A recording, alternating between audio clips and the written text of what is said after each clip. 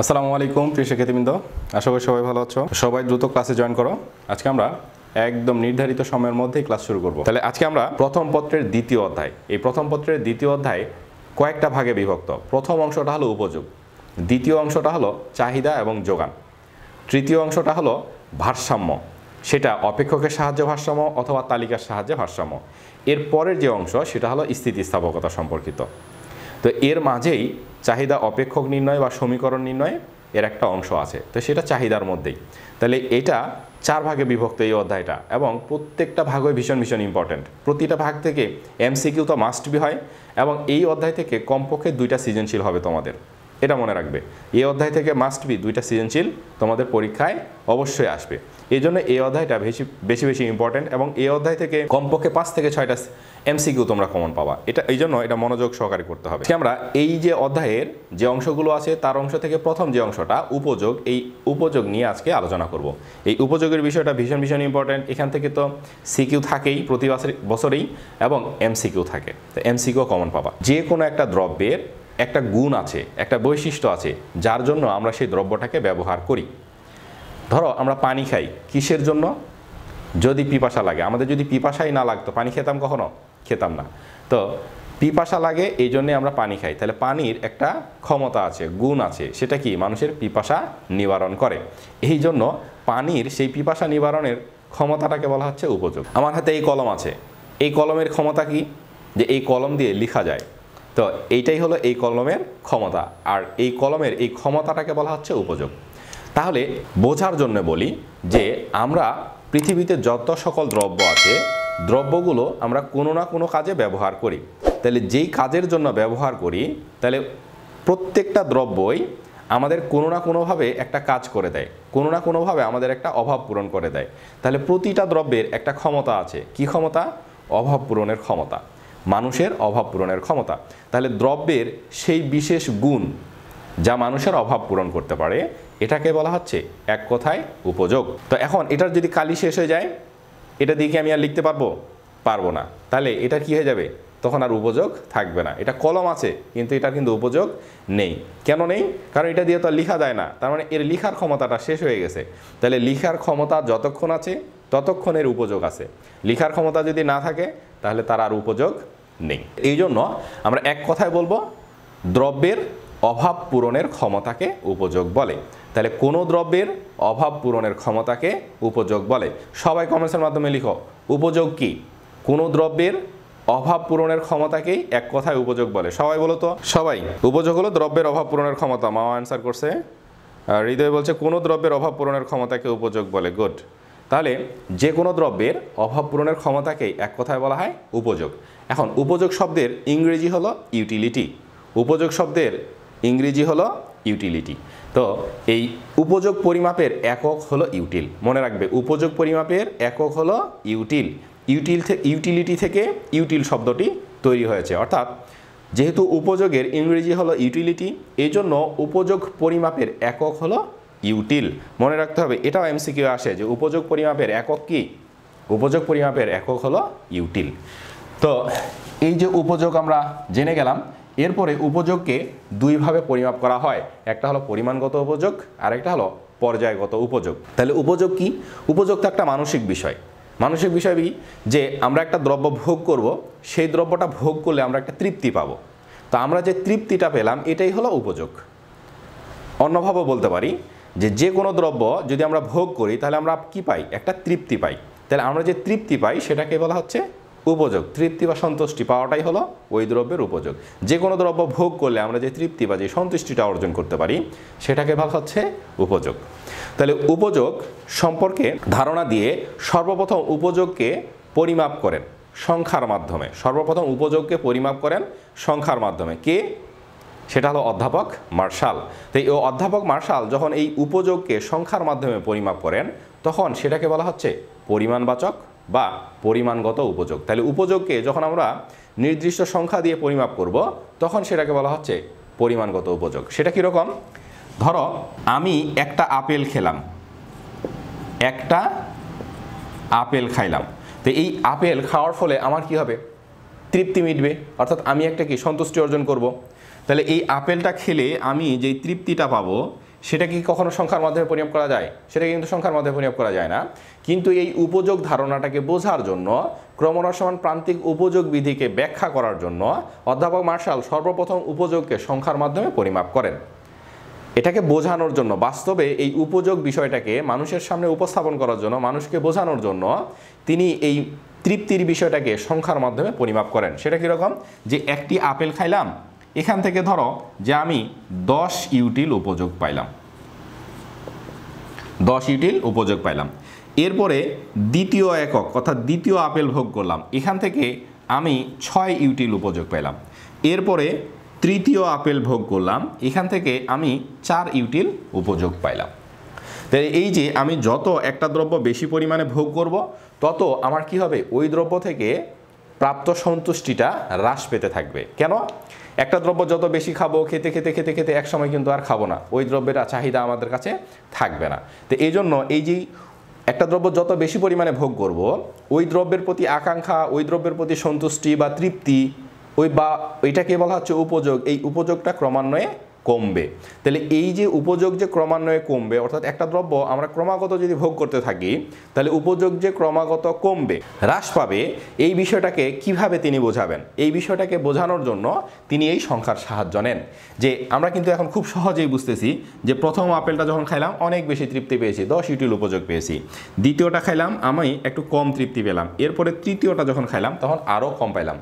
এরপরে চতুর্থ একক আপেল যদি খাই, আমার খেলেও চলবে, না খেলেও চলবে, অর্থাৎ ওইটার প্রতি আর আমার কোনো আগ্রহ থাকবে না, ওইটার প্রতি আমার কোনো সন্তুষ্টি থাকবে না, অর্থাৎ ওইটার উপযোগ কী হবে? আরও কমবে, এক সময় শূন্য হবে।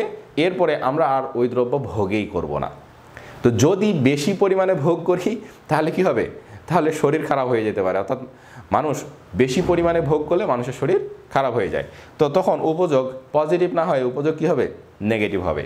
তাহলে এই যে উপযোগ যে ক্রমান্বয়ে হ্রাস পায়, এই বিষয়টাকে বোঝানোর জন্য তিনি এই সংখ্যার সাহায্য নিলেন। যে একটা আপেল ভোগ করলে আমি 10 ইউটিল উপযোগ পাবো, দ্বিতীয় আপেলটা ভোগ করলে 6 ইউটিল, এবং তৃতীয় আপেলটা ভোগ করলে আমি 4 ইউটিল উপযোগ পাচ্ছি। তাহলে এখান থেকে আমরা দেখলে বুঝতে পারছি যে আমি যত একটা দ্রব্য বেশি ভোগ করব একটা নির্দিষ্ট সময়ের মধ্যে, ওই দ্রব্যটা থেকে এই উপযোগের পরিমাণটা আমার ক্রমান্বয়ে কমবে। কিভাবে বুঝতেছি? এই যে সংখ্যার মাধ্যমে। তাহলে তিনি সর্বপ্রথমে এই উপযোগ ধারণাটাকে যখন সংখ্যার মাধ্যমে প্রকাশ করেন, সংখ্যার মাধ্যমে উপযোগ বিষয়টিকে প্রচার করেন, তখন তার এই ধারণাটাকেই বলা হচ্ছে পরিমাণগত উপযোগ। তাহলে পরিমাণগত উপযোগের ধারণা প্রবর্তন করেন কে? অধ্যাপক মার্শাল। তাহলে দ্রুত কমেন্টের মাধ্যমে বলো তো, জানিয়ে দাও তো যে পরিমাণগত উপযোগের ধারণা প্রদান করেন কে? এটা কিন্তু এমসিকিউ আসে। এই যে উপযোগকে আমরা সংখ্যার মাধ্যমে পরিমাপ করতেছি, তাহলে এই পরিমাণগত উপযোগের আরও একটা নাম আছে, সংখ্যাবাচক উপযোগ। তাহলে সংখ্যাবাচক উপযোগ বলতে কি বুঝি? তাহলে কোনো দ্রব্যের অভাব পূরণের ক্ষমতা বা উপযোগকে যখন আমরা সংখ্যার মাধ্যমে প্রকাশ করি, তখন সেটাকে বলা হচ্ছে সংখ্যাবাচক উপযোগ বা পরিমাণগত উপযোগ, অথবা এটাকে পরিমাণবাচক উপযোগও বলা হয়। তাহলে এই যে পরিমাণগত উপযোগ বা সংখ্যাবাচক উপযোগ অথবা পরিমাণবাচক উপযোগ বলতে কি বুঝি? তাহলে উপযোগকে যখন আমরা সংখ্যার মাধ্যমে প্রকাশ করি, তখন সেটাকে বলা হচ্ছে পরিমাণগত বা সংখ্যাবাচক উপযোগ।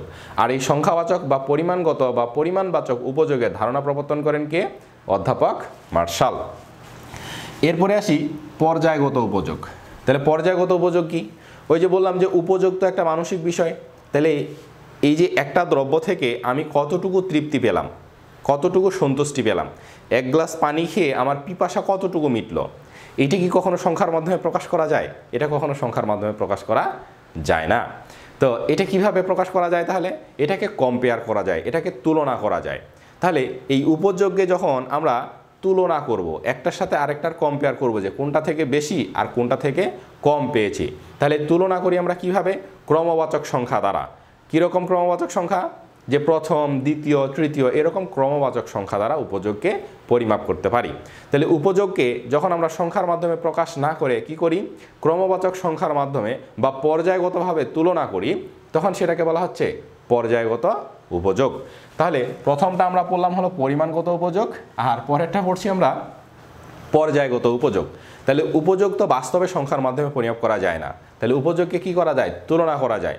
অর্থাৎ আমি দুপুরে বাইরে থেকে আসলাম যখন বাসায়, তখন আমার পিপাসা থাকবে সর্বোচ্চ প্রথম গ্লাস পানি যে পান করব সেটা তৃপ্তি হবে আমার অনেক বেশি। এরপরে দ্বিতীয় গ্লাস যদি পান করি তাহলে সেটা থেকে তৃপ্তির পরিমাণ কমে যাবে। এরপরে যদি আরও এক গ্লাস পান করি তাহলে তৃপ্তির পরিমাণ কী হবে আমার আরও কমবে।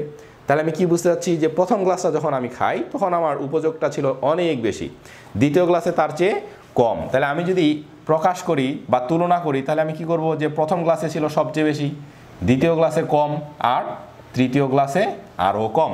তো এইভাবে প্রথম, দ্বিতীয়, তৃতীয় অথবা প্রথম, দ্বিতীয় এবং তৃতীয়, তাহলে এটার থেকে এটাতে বেশি, এটার থেকে এটাতে বেশি, এরকম ক্রমবাচক সংখ্যার মাধ্যমে যখন আমরা উপযোগকে প্রকাশ করব সেটাকে বলা হচ্ছে পর্যায়গত উপযোগ। আর এই পর্যায়গত উপযোগ ধারণা প্রদান করেন J.R. হিক্স ও এলেন নামক দুইজন অর্থনীতিবিদ, হিক্স এবং এলেন। তো এই পর্যায়গত উপযোগ ধারণা কে প্রকাশ করেন, যদি নাম আসে বা এমসিকিউ আসে তাহলে হিক্সের নামটি আগে থাকবে। তাহলে পরিমাণগত উপযোগ ধারণা প্রবর্তন করেন কে? অধ্যাপক মার্শাল। আর পর্যায়গত উপযোগ ধারণার প্রবর্তন করেন কে? J.R. হিক্স ও এলেন। তাহলে পরিমাণগত বা সংখ্যাবাচক উপযোগ কি? উপযোগকে যখন আমরা সংখ্যার মাধ্যমে পরিমাপ করব তখন সেটাকে বলা হচ্ছে পরিমাণগত উপযোগ। আর উপযোগকে যখন আমরা ক্রমবাচক সংখ্যার মাধ্যমে তুলনা করব বা পর্যায়গতভাবে পরিমাপ করব তখন সেটাকে বলা হচ্ছে পর্যায়গত উপযোগ। পর্যায়গত উপযোগের ক্ষেত্রে আমরা একটা চিত্র ব্যবহার করতে পারি, এগুলোকে বলা হয় নিরপেক্ষ রেখা। তাহলে এটা হলো IC1 প্রথম রেখা, এটা হলো IC2 আর এটা হলো IC3। তাহলে এটার থেকে এটাতে উপযোগ বেশি এবং এটার থেকে এটাতে উপযোগ বেশি। তাহলে কোথায় উপযোগ সবচেয়ে বেশি? IC3-তে উপযোগ সবচেয়ে বেশি, IC2-তে তার চেয়ে কম, আর IC1-এ তার চেয়ে আরও কম। এগুলোকে বলা হয় নিরপেক্ষ রেখা। নিরপেক্ষ রেখা কেন? যে এই যে রেখাটা, এই রেখাটার প্রতিটি বিন্দুতে উপযোগের পরিমাণ সমান, এই রেখারও প্রতিটি বিন্দুতে উপযোগের পরিমাণ সমান, এই রেখারও প্রতিটা বিন্দুতে উপযোগের পরিমাণ সমান। কিন্তু এটা থেকে এটা উপরে, এই জন্য এর থেকে এটাতে উপযোগ বেশি, এটা থেকে এটা আরও উপরে, এর জন্য এর থেকে এটাতে উপযোগ আরও বেশি। তো এটাই হলো পর্যায়গত উপযোগের ধারণা। এই ধারণাটা প্রদান করেন অর্থনীতিবিদ হিক্স। আর সংখ্যার মাধ্যমে উপযোগকে যখন আমরা প্রকাশ করি তখন সেটাকে বলা হচ্ছে পরিমাণগত বা সংখ্যাবাচক উপযোগ। তাহলে পরিমাণগত এবং পর্যায়গত উপযোগ বা সংখ্যাবাচক উপযোগ এবং পর্যায়গত উপযোগের মধ্যে পার্থক্য আছে। তাহলে এটা 2 নম্বরের জন্য তোমাদের আসতে পারে খতে, যে পরিমাণগত উপযোগ ও পর্যায়গত উপযোগের মধ্যে পার্থক্য লিখো। তাহলে প্রথমত আমরা সংজ্ঞা দিব যে উপযোগকে যখন আমরা সংখ্যার মাধ্যমে প্রকাশ করি তখন সেটাকে বলা হচ্ছে পরিমাণগত বা সংখ্যাবাচক উপযোগ। আর উপযোগকে আমরা যখন তুলনা করি ক্রমবাচক সংখ্যা দ্বারা অথবা পর্যায়গতভাবে তুলনা করি তখন সেটাকে বলা হচ্ছে পর্যায়গত উপযোগ। পরিমাণগত উপযোগ ধারণাটি কে প্রকাশ করেন? অধ্যাপক মার্শাল। আর পর্যায়গত উপযোগ ধারণাটি কে প্রকাশ করেন? J.R. হিক্স ও এলেন। হিক্সের নামটা আমরা বেশি মনে রাখব। পরিমাণগত উপযোগকে কিভাবে পরিমাপ করা হয়? সংখ্যা দ্বারা। কোন সংখ্যা দ্বারা? স্বাভাবিক সংখ্যা দ্বারা প্রকাশ করা হয়, 1 2 3 4 5 6। আর পর্যায়গত উপযোগকে কিভাবে পরিমাপ করা হয়? ক্রমবাচক সংখ্যার মাধ্যমে তুলনা করা হয়। অন্তত এই 3টা পার্থক্য যদি আমরা লিখি তাহলে 2-এ 2 পেয়ে যাব। তো এইগুলোই হলো পরিমাণগত উপযোগ ও পর্যায়গত উপযোগের ধারণা এবং পরিমাণগত উপযোগ ও পর্যায়গত উপযোগের মধ্যে পার্থক্য। আশা করি বুঝতে পেরেছ। তাহলে এবার দ্রুত কমেন্টসের মাধ্যমে জানাও তো পর্যায়গত উপযোগ ধারণার প্রবর্তক কে? ভেরি গুড, সবাই বলতে পারছে যে পর্যায়গত উপযোগ ধারণার প্রবর্তক হলেন হিক্স, আর পরিমাণগত বা সংখ্যাবাচক উপযোগ ধারণার প্রবর্তক হলেন অধ্যাপক মার্শাল। এবার আমরা যাই মোট উপযোগ ও প্রান্তিক উপযোগ। তাহলে মোট উপযোগের ইংরেজি হলো টোটাল ইউটিলিটি। এটাকে আমরা সংক্ষেপে TU দ্বারা প্রকাশ করি। মোট উপযোগ টোটাল ইউটিলিটি সংক্ষেপে কি দ্বারা প্রকাশ করি? TU দ্বারা। এরপরে আমরা টোটাল ইউটিলিটি বা মোট উপযোগ শব্দটাই আর ব্যবহার করব না, সবসময় সংক্ষেপে TU ব্যবহার করব। TU বললে বুঝে নেব যে এটা হলো মোট উপযোগ। তাহলে মোট উপযোগ কি? মোট উপযোগ হলো, ধরে নাও আমি প্রথম একটা দ্রব্য ভোগ করলাম, সেখান থেকে 5 ইউটিল উপযোগ পাইলাম। ওই দ্রব্যের দ্বিতীয় একক ভোগ করলাম, সেখান থেকে 4 ইউটিল উপযোগ পেলাম। তৃতীয় একক ভোগ করলাম, সেখান থেকে 3 ইউটিল উপযোগ পেলাম। তাহলে এই যে প্রথম একক থেকে কতটুকু উপযোগ পাইছি? 5 ইউটিল। দ্বিতীয় একক থেকে কতটুকু পাইছি? 4 ইউটিল। তৃতীয় একক থেকে কত? 3 ইউটিল। তাহলে এই যে দ্রব্যের যে বিভিন্ন একক ভোগ করলাম, প্রথম একক, দ্বিতীয় একক, তৃতীয় একক, এই বিভিন্ন একক ভোগ করে আমরা যে উপযোগ পেলাম সেগুলো যদি যোগ করি তাহলেই আমরা পাবো টোটাল ইউটিলিটি। তাহলে কত পাবো? 12 ইউটিল। তাহলে এটা হলো এক্সাম্পল। তো এইটা দেখেই কিন্তু তোমরা সংজ্ঞাটাকে বলতে পারো। আসলে সব কিছু মুখস্থ করতে হয় না, সব কিছু মুখস্থ করার কোনো প্রয়োজন নাই। বাস্তবে এই যে এইগুলো কিন্তু আমরা একটু চিন্তা করলেই আমরা সংজ্ঞাটাকে লিখতে পারি। তাহলে কিভাবে লিখবো? সংজ্ঞাটাকে শুধু সাজায় লিখতে হবে, সাজায় লেখাটা শিখতে হবে শুধু একটু জাস্ট। তাহলে এখানে আমরা কি দেখতেছি? প্রথম একক থেকে 5, দ্বিতীয় একক থেকে 4, তৃতীয় একক থেকে 3, আর এই উপযোগগুলো যোগ করলে আমরা পাচ্ছি মোট উপযোগ। তাহলে সংজ্ঞা কী হবে? কোনো দ্রব্যের বিভিন্ন একক ভোগ করলে যে উপযোগ পাওয়া যায় সেগুলোর যোগফলকেই বলা হচ্ছে মোট উপযোগ। তাহলে এক কথায় কি বলবো? দ্রব্যের বিভিন্ন একক থেকে প্রাপ্ত উপযোগের সমষ্টিকে বলা হয় মোট উপযোগ। দ্রব্যের বিভিন্ন একক থেকে প্রাপ্ত উপযোগের সমষ্টিকে বলা হচ্ছে মোট উপযোগ। তাহলে আমরা কোনো একটা দ্রব্যের যে বিভিন্ন একক ভোগ করব, প্রতিটা থেকে একটা উপযোগ পাবো, সেগুলোকে যদি যোগ করি, যোগফলটাকে এক কথায় কি বলে? সমষ্টি।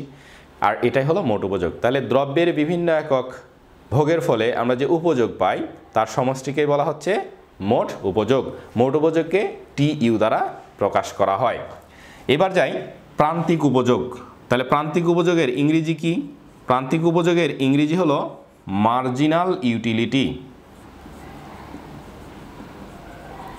মার্জিনাল ইউটিলিটি সংক্ষেপে এটা কি দিয়ে প্রকাশ করব?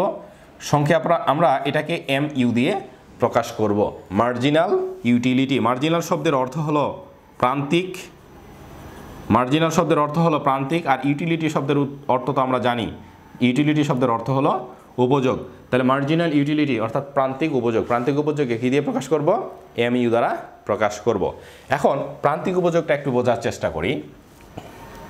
ধরো আমরা 5টা দ্রব্য ভোগ করলাম, মোট 5টা দ্রব্য ভোগ করে 50 ইউটিল উপযোগ পাইলাম। টোটাল 5টা দ্রব্য ভোগ করছি, ভোগ করে 50 ইউটিল উপযোগ পেয়েছি। এবার আমি 6টা দ্রব্য ভোগ করলাম, 6টা দ্রব্য ভোগ করে মোট 60 ইউটিল উপযোগ পাইলাম। তাহলে যখন 5টা দ্রব্য ভোগ করছিলাম তখন মোট উপযোগ পেয়েছিলাম 50 ইউটিল, আর যখন 6টা দ্রব্য ভোগ করছি তখন মোট উপযোগ পেয়েছি, 6টা দ্রব্যের মোট উপযোগ পেয়েছি কত? 60 ইউটিল। এখন দেখো তো, এই যে আমি একটা দ্রব্যের ভোগ বেশি করছি, এই 5টা থেকে পেয়েছিলাম 50 আর 6টা থেকে পেলাম 60। তাহলে এই যে একটা দ্রব্য বেশি ভোগ করলাম, কয়টা দ্রব্য বেশি ভোগ করলাম? একটা দ্রব্য বেশি ভোগ করলাম। তাহলে 5টা যখন ভোগ করেছিলাম সর্বমোট উপযোগ পেয়েছিলাম 50। এবার আরও একটা বেশি ভোগ করলাম, মোট উপযোগ কত হলো? 60। তাহলে এই যে একটা দ্রব্য বেশি ভোগ করলাম, করার ফলে আমার মোট উপযোগ কতটুকু বাড়লো, অর্থাৎ উপযোগ কতটুকু পরিবর্তন হলো? উপযোগ পরিবর্তন হলো অনলি 10। এটাকেই বলা হচ্ছে প্রান্তিক উপযোগ। তাহলে কি হবে? বিষয়টা কীরকম? যে আমরা কোনো দ্রব্য ভোগের সময় যদি একটা একক বেশি ভোগ করি, ওই একটা একক বেশি ভোগের ফলে আমার উপযোগ কতটুকু বৃদ্ধি পায় বা উপযোগ কতটুকু পরিবর্তন হয়, সেটাকে বলা হচ্ছে প্রান্তিক উপযোগ। তাহলে সংজ্ঞায় কি লিখব? কোনো দ্রব্যের অতিরিক্ত এক একক ভোগের জন্য মোট উপযোগের যে পরিবর্তন হয় সেটাকে বলা হচ্ছে প্রান্তিক উপযোগ। তাহলে আমরা দ্রব্য যত বেশি ভোগ করব মোট উপযোগের পরিমাণ কি হবে? বাড়বে, কিন্তু প্রান্তিক উপযোগের পরিমাণ কমবে। তাহলে কোনো দ্রব্য ভোগের সময় আমরা যদি অতিরিক্ত এক একক দ্রব্য বেশি ভোগ করি তাহলে আমার মোট উপযোগের যে পরিবর্তন হয় সেটাকে বলা হচ্ছে প্রান্তিক উপযোগ। তাহলে কি লিখব সংজ্ঞায়? অতিরিক্ত এক একক দ্রব্য বেশি ভোগের ফলে মোট উপযোগের যে পরিবর্তন হয় বা মোট উপযোগ যতটুকু বৃদ্ধি পায় বা মোট উপযোগ যতটুকু পরিবর্তন হয় সেটাকে বলা হচ্ছে প্রান্তিক উপযোগ। তাহলে বিষয়টাকে বোঝার জন্য তাহলে আমরা কি করতে পারি? একটা তালিকা নিতে পারি বা তালিকার সাহায্য নিতে পারি। প্রথমত একটা দ্রব্য ভোগ করলাম, এখানে আমি মোট উপযোগের পরিমাণগুলো দেখাই। একটা দ্রব্য ভোগ করলাম, 10 ইউটিল উপযোগ পেলাম। 2টা দ্রব্য যদি ভোগ করি তাহলে আমি মোট 18 ইউটিল উপযোগ পেলাম। 3টা দ্রব্য ভোগের ফলে মোট 25 ইউটিল উপযোগ পেলাম। তাহলে দেখো তো, প্রতি ক্ষেত্রে একটা একটা করে বেশি ভোগ করতেছি, আর মোট উপযোগের পরিমাণ আমার প্রত্যেক ক্ষেত্রে কি হচ্ছে? পরিবর্তন হচ্ছে। তাহলে যখন একটা ভোগ করছি তখন পেয়েছি 10 ইউটিল, যখন 2টা ভোগ করলাম অর্থাৎ কয়টা বেশি ভোগ করলাম? আবার একটা বেশি ভোগ করলাম। ভোগ করার ফলে আমার মোট উপযোগ আগে ছিল 10, পরে কত হলো? 18। তাহলে মোট উপযোগ কি? বেড়ে গেল। তাহলে এই মোট উপযোগ বাড়লো কতটুকু? 8। এটাই হলো আমার প্রান্তিক উপযোগ। এবার যদি আরও একটা বেশি ভোগ করি, তাহলে আরও একটা বেশি ভোগ করলাম, 3টা ভোগ করলাম, তাহলে মোট উপযোগ কত হলো? মোট উপযোগ আগে ছিল 18 আর এখন কত হলো, এখন হলো 25। তাহলে আমার মোট উপযোগ কি এবার বাড়লো কতটুকু, 7। এইবার যে দ্রব্যটা বেশি ভোগ করছি এইটার প্রান্তিক উপযোগ হলো 7। এভাবে প্রান্তিক উপযোগ পরিবর্তন। তাহলে সবাই বলো প্রান্তিক উপযোগ কি? কোনো দ্রব্য যখন আমরা 1 একক বেশি ভোগ করব, সেই 1 একক বেশি ভোগের ফলে আমার মোট উপযোগের যে পরিবর্তন হবে সেটাকে বলা হচ্ছে প্রান্তিক উপযোগ। এটা মোস্ট ইম্পর্টেন্ট, এটা পরীক্ষায় আসে সবচেয়ে বেশি যে প্রান্তিক উপযোগ কি। তাহলে এক কথায় বলবো, অতিরিক্ত 1 একক দ্রব্য বেশি ভোগের ফলে মোট উপযোগের যে পরিবর্তন হয় তাকেই বলা হচ্ছে প্রান্তিক উপযোগ। তো প্রান্তিক উপযোগের সূত্র আছে, এই সূত্রটা আসে এমসিকিউ এ। MU সমান সমান কি, del U by del Q, del U by del Q, অথবা del T U divided by del Q. এটা হলো প্রান্তিক উপযোগের সূত্র। এটাও থাকতে পারে, এটাও থাকতে পারে। এই সূত্রটা এমসিকিউ এ থাকে যে নিচের কোন সূত্রটি সঠিক। তাহলে কখনো ডেল টি ইউ দিয়ে থাকে, কখনো বা শুধু ডেল ইউ দিয়ে থাকে। তাহলে ডেল ইউ এই শব্দটা, এইটাকে এই সাইনটাকে বলে ডেল। এই ডেল অর্থ হলো পরিবর্তন, আর ইউ থেকে কি, ইউ থেকে হলো ইউটিলিটি, তার মানে উপযোগের পরিবর্তন। তাহলে এই ডেল ইউ হলো উপযোগের পরিবর্তন, আর ডেল কিউ হলো ভোগের পরিবর্তন। ডেল মানে পরিবর্তন আর কিউ দিয়ে বোঝায় ভোগের পরিমাণ। তাহলে ডেল ইউ হলো উপযোগের পরিবর্তন। তাহলে ডেল ইউ কি, উপযোগের পরিবর্তন, আর ডেল কিউটা কি, ভোগের পরিবর্তন। তাহলে উপযোগের পরিবর্তনকে যদি ভোগের পরিবর্তন দ্বারা ভাগ করি তাহলে আমরা পাবো প্রান্তিক উপযোগ। তাহলে এই ডেল ইউ বা ডেল টি ইউ কিন্তু সেম। ডেল টি ইউ, এই ইউ দিয়েও মোট উপযোগ বোঝায় আর টি ইউ দিয়েও মোট উপযোগ বোঝায়। ডেল ইউ মানেই হলো মোট উপযোগের পরিবর্তন, অথবা ডেল টি ইউ মানেই হলো মোট উপযোগের পরিবর্তন। তো এই মোট উপযোগকে কখনো শুধু বড় হাতের ইউ এককভাবে ইউ দ্বারা প্রকাশ করা হয়, কখনো বা এই টি ইউ দ্বারাও প্রকাশ করা হয়, তবে টি ইউ দিয়ে প্রকাশ করা হয় সবচেয়ে বেশি। তাহলে আমার এমসিকিউ এটাও থাকতে পারে, এমসিকিউ এটাও থাকতে পারে। তাহলে আমাদেরকে মনে রাখতে হবে MU সমান সমান del T U divided by del Q, বা del U by del Q. Del ইউটা কি, উপযোগের পরিবর্তন, ডেল কিউটা কি, ভোগের পরিবর্তন। তাহলে উপযোগের পরিবর্তনকে যদি ভোগের পরিবর্তন দ্বারা ভাগ করি তাহলে আমরা পাবো প্রান্তিক উপযোগ। তাহলে সংজ্ঞাটাকে আমরা এভাবেও লিখতে পারি যে উপযোগের পরিবর্তন ও ভোগের পরিবর্তনের অনুপাতেই হলো প্রান্তিক উপযোগ। বুঝতে পারলে, জানতে পারলে বিভিন্নভাবে এটাকে এক্সপ্লেন করা যায়, বিভিন্নভাবেও সংজ্ঞায়িত করা যায়। তাহলে তোমরা অবশ্যই এই সূত্রটা মনে রাখবে। তাহলে প্রান্তিক উপযোগ কি বা প্রান্তিক উপযোগ বের করার পদ্ধতি কি, মোট উপযোগের পরিবর্তনকে যদি ভোগের পরিবর্তন দ্বারা ভাগ করি তাহলে সেটাকে পাওয়া যায় প্রান্তিক উপযোগ। এখন আমরা এখানে দেখলাম কি, যে একটা দ্রব্য বেশি ভোগ করলে মোট উপযোগ যতটুকু পরিবর্তন হচ্ছে সেটাই তো প্রান্তিক উপযোগ। তাহলে আবার এই সূত্রের প্রয়োজন কি? হ্যাঁ, সূত্রটার প্রয়োজন আছে। কখন প্রয়োজন আছে সেটাই এবার একটু দেখব।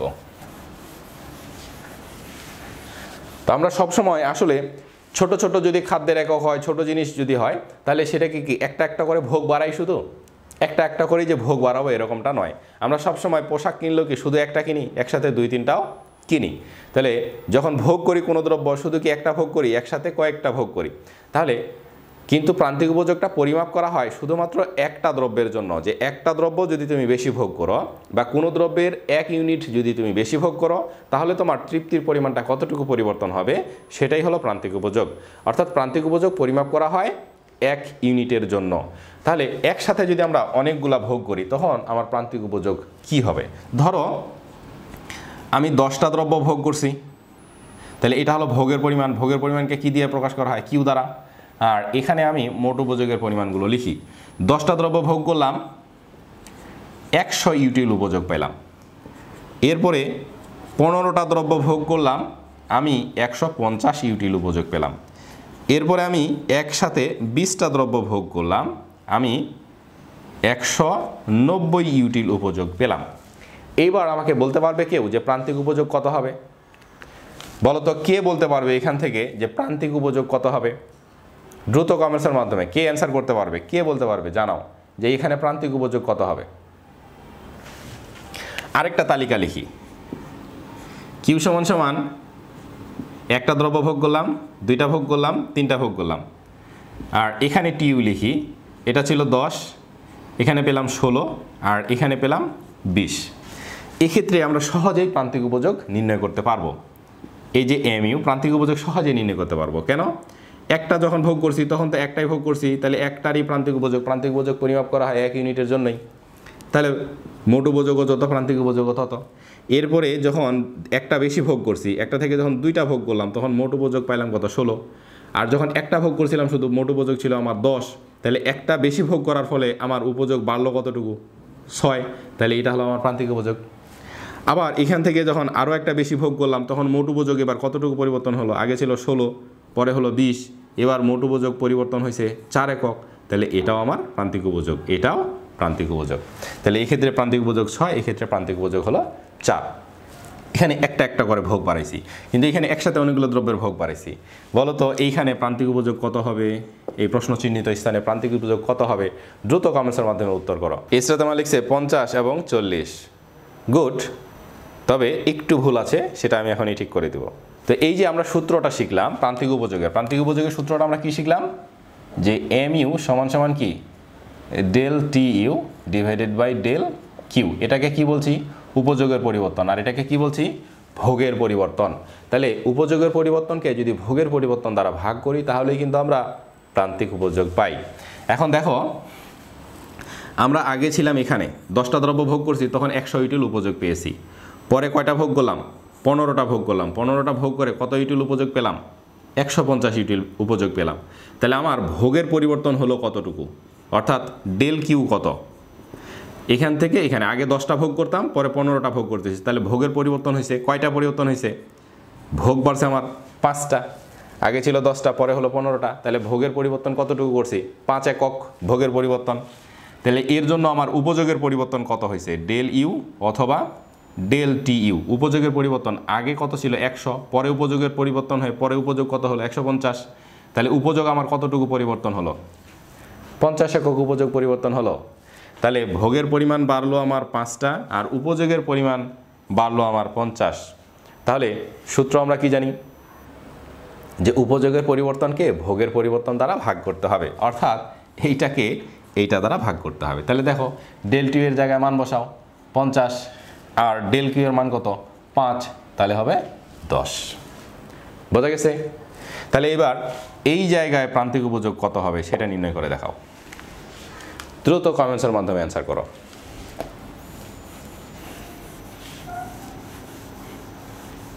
দ্রুত জানাও এইখানে কত হবে, এই জায়গায় প্রান্তিক উপযোগ কত হবে। যদি এটা বলতে পারো সবাই, তাহলে বুঝবো যে প্রত্যেকেই জিনিসটা বুঝে গেছো, আর কোনো সমস্যা নেই। আর যদি না অ্যান্সার করতে পারো তাহলে এখনও তোমাদের গ্যাপ আছে। আচ্ছা, শামীম হৃদয় অ্যান্সার করছে 8, জান্নাতুল মাওয়া আগেটার অ্যান্সার করছে 10, জান্নাতুল মাওয়া সোহা 10, 8, 8, মাসুমা অ্যান্সার করছে 8, নুসরাত জাহান অ্যান্সার করছে 8, কাঠগোলাপ অ্যান্সার করছে 8। তাহলে দেখো, যারা এখনও অ্যান্সার করতে পারো নাই তাদের জন্য আবারও, তাহলে আমি যেইখানে প্রান্তিক উপযোগ বের করব সেখান থেকে তার আগেরটার সাথে আমার কম্পেয়ার করতে হবে অবশ্যই। আমি এই ক্ষেত্রে প্রান্তিক উপযোগ বের করতে চাচ্ছি, এই জায়গায় প্রান্তিক উপযোগ বের করতে চাচ্ছি, তাহলে অবশ্যই আমাকে তার আগেরটার সাথে কম্পেয়ার করতে হবে। তাহলে আগে দ্রব্য ভোগ করছি কয়টা? 15টা। আর যেই জায়গায় বের করতে চাচ্ছি সেখানে ভোগ করছি কয়টা? 20টা। তাহলে আগের চেয়ে কয়টা বেশি ভোগ করছি? তাহলে 5টা বেশি ভোগ করছি, তাহলে এটা হলো ডেল কিউ। আচ্ছা, এই জায়গায় আমি প্রান্তিক উপযোগ বের করতে চাচ্ছি, তাহলে এই জায়গায় আমার মোট উপযোগ কত? 190। তাহলে আমাকে কি করতে হবে? এটাকে তার আগেরটার সাথে কম্পেয়ার করতে হবে। তাহলে আগে কত ছিল? 150, আর এখন কত হয়েছে? 190। তাহলে আমার উপযোগ কতটুকু পরিবর্তন হলো? অর্থাৎ ডেল ইউ অথবা ডেল টিউ এর মান কত? আগে ছিল 150, পরে হলো 190, তার মানে 40। তাহলে উপযোগের পরিবর্তন হলো 40, আর ভোগের পরিবর্তন হলো 5। তাহলে প্রান্তিক উপযোগ কি হবে? যে ডেল টি ইউ বাই কি? Del Q. তাহলে ডেল টি ইউ মানে উপযোগের পরিবর্তন কত? 40, আর ভোগের পরিবর্তন কত? 5। তাহলে প্রান্তিক উপযোগ কত হবে? 8। এটাই হলো প্রান্তিক উপযোগ বের করার প্রসেস। তো যখন আমাদের একসাথে অনেকগুলো দ্রব্যের পরিমাণ দেওয়া থাকবে তখন আমার এই ফর্মুলাটা কাজে লাগবে, যে del T U by del Q. আর যদি একটা একটা করে বাড়ে তাহলে তো আমরা সরাসরি বিয়োগ করলেই পেয়ে যাব। কিভাবে? এই যে একটা দ্রব্য ভোগ করছি, উপযোগ পেয়েছি 10, দুইটা দ্রব্য ভোগ করলাম, উপযোগ পেলাম 15, তিনটা দ্রব্য ভোগ করলাম, উপযোগ পেলাম 18। তাহলে প্রতি ক্ষেত্রে তো একটা করেই ভোগের পরিমাণ বাড়ছে। তাহলে ভোগের পরিমাণ একটা করে যদি বাড়ে, তাহলে সেটা দিয়ে ভাগ করলে কি কোনো সংখ্যার পরিবর্তন হয়? সেটা দিয়ে ভাগ করলে কোনো সংখ্যার পরিবর্তন হয় না। এই জন্য এখানে ভোগের পরিবর্তনের ফলে এখানে যে আমরা উপযোগ যতটুকু করে পরিবর্তন হচ্ছে সেটাই তার প্রান্তিক উপযোগ। 10 থেকে 15, তাহলে প্রান্তিক উপযোগ 5, 15 থেকে 18 হয়েছে, তাহলে প্রান্তিক উপযোগ 3। তো এই পাশে ভোগের পরিবর্তন কত? 1। এখানে ভোগের পরিবর্তন কত? 1। তাহলে এটাকে যদি এটা দিয়ে ভাগ করি কত হবে? 5ই হবে। এটাকে যদি এটা দিয়ে ভাগ করি কত হবে? 3ই হবে। তাহলে যখন ভোগের পরিমাণ একটা একটা করে বাড়বে, এরকম আমার তালিকা দেওয়া থাকবে, তখন আমার এই সূত্র অ্যাপ্লাই করার আর প্রয়োজন হবে না। শুধু এগুলো বিয়োগ করলে আমরা প্রান্তিক উপযোগ পেয়ে যাব। এবার মোট উপযোগ এবং প্রান্তিক উপযোগ রেখা কিভাবে আঁকে সেটা আমরা দেখব। তাহলে মোট উপযোগ এবং প্রান্তিক উপযোগ এর রেখা একটা তালিকার মাধ্যমে আমরা আঁকতে পারি।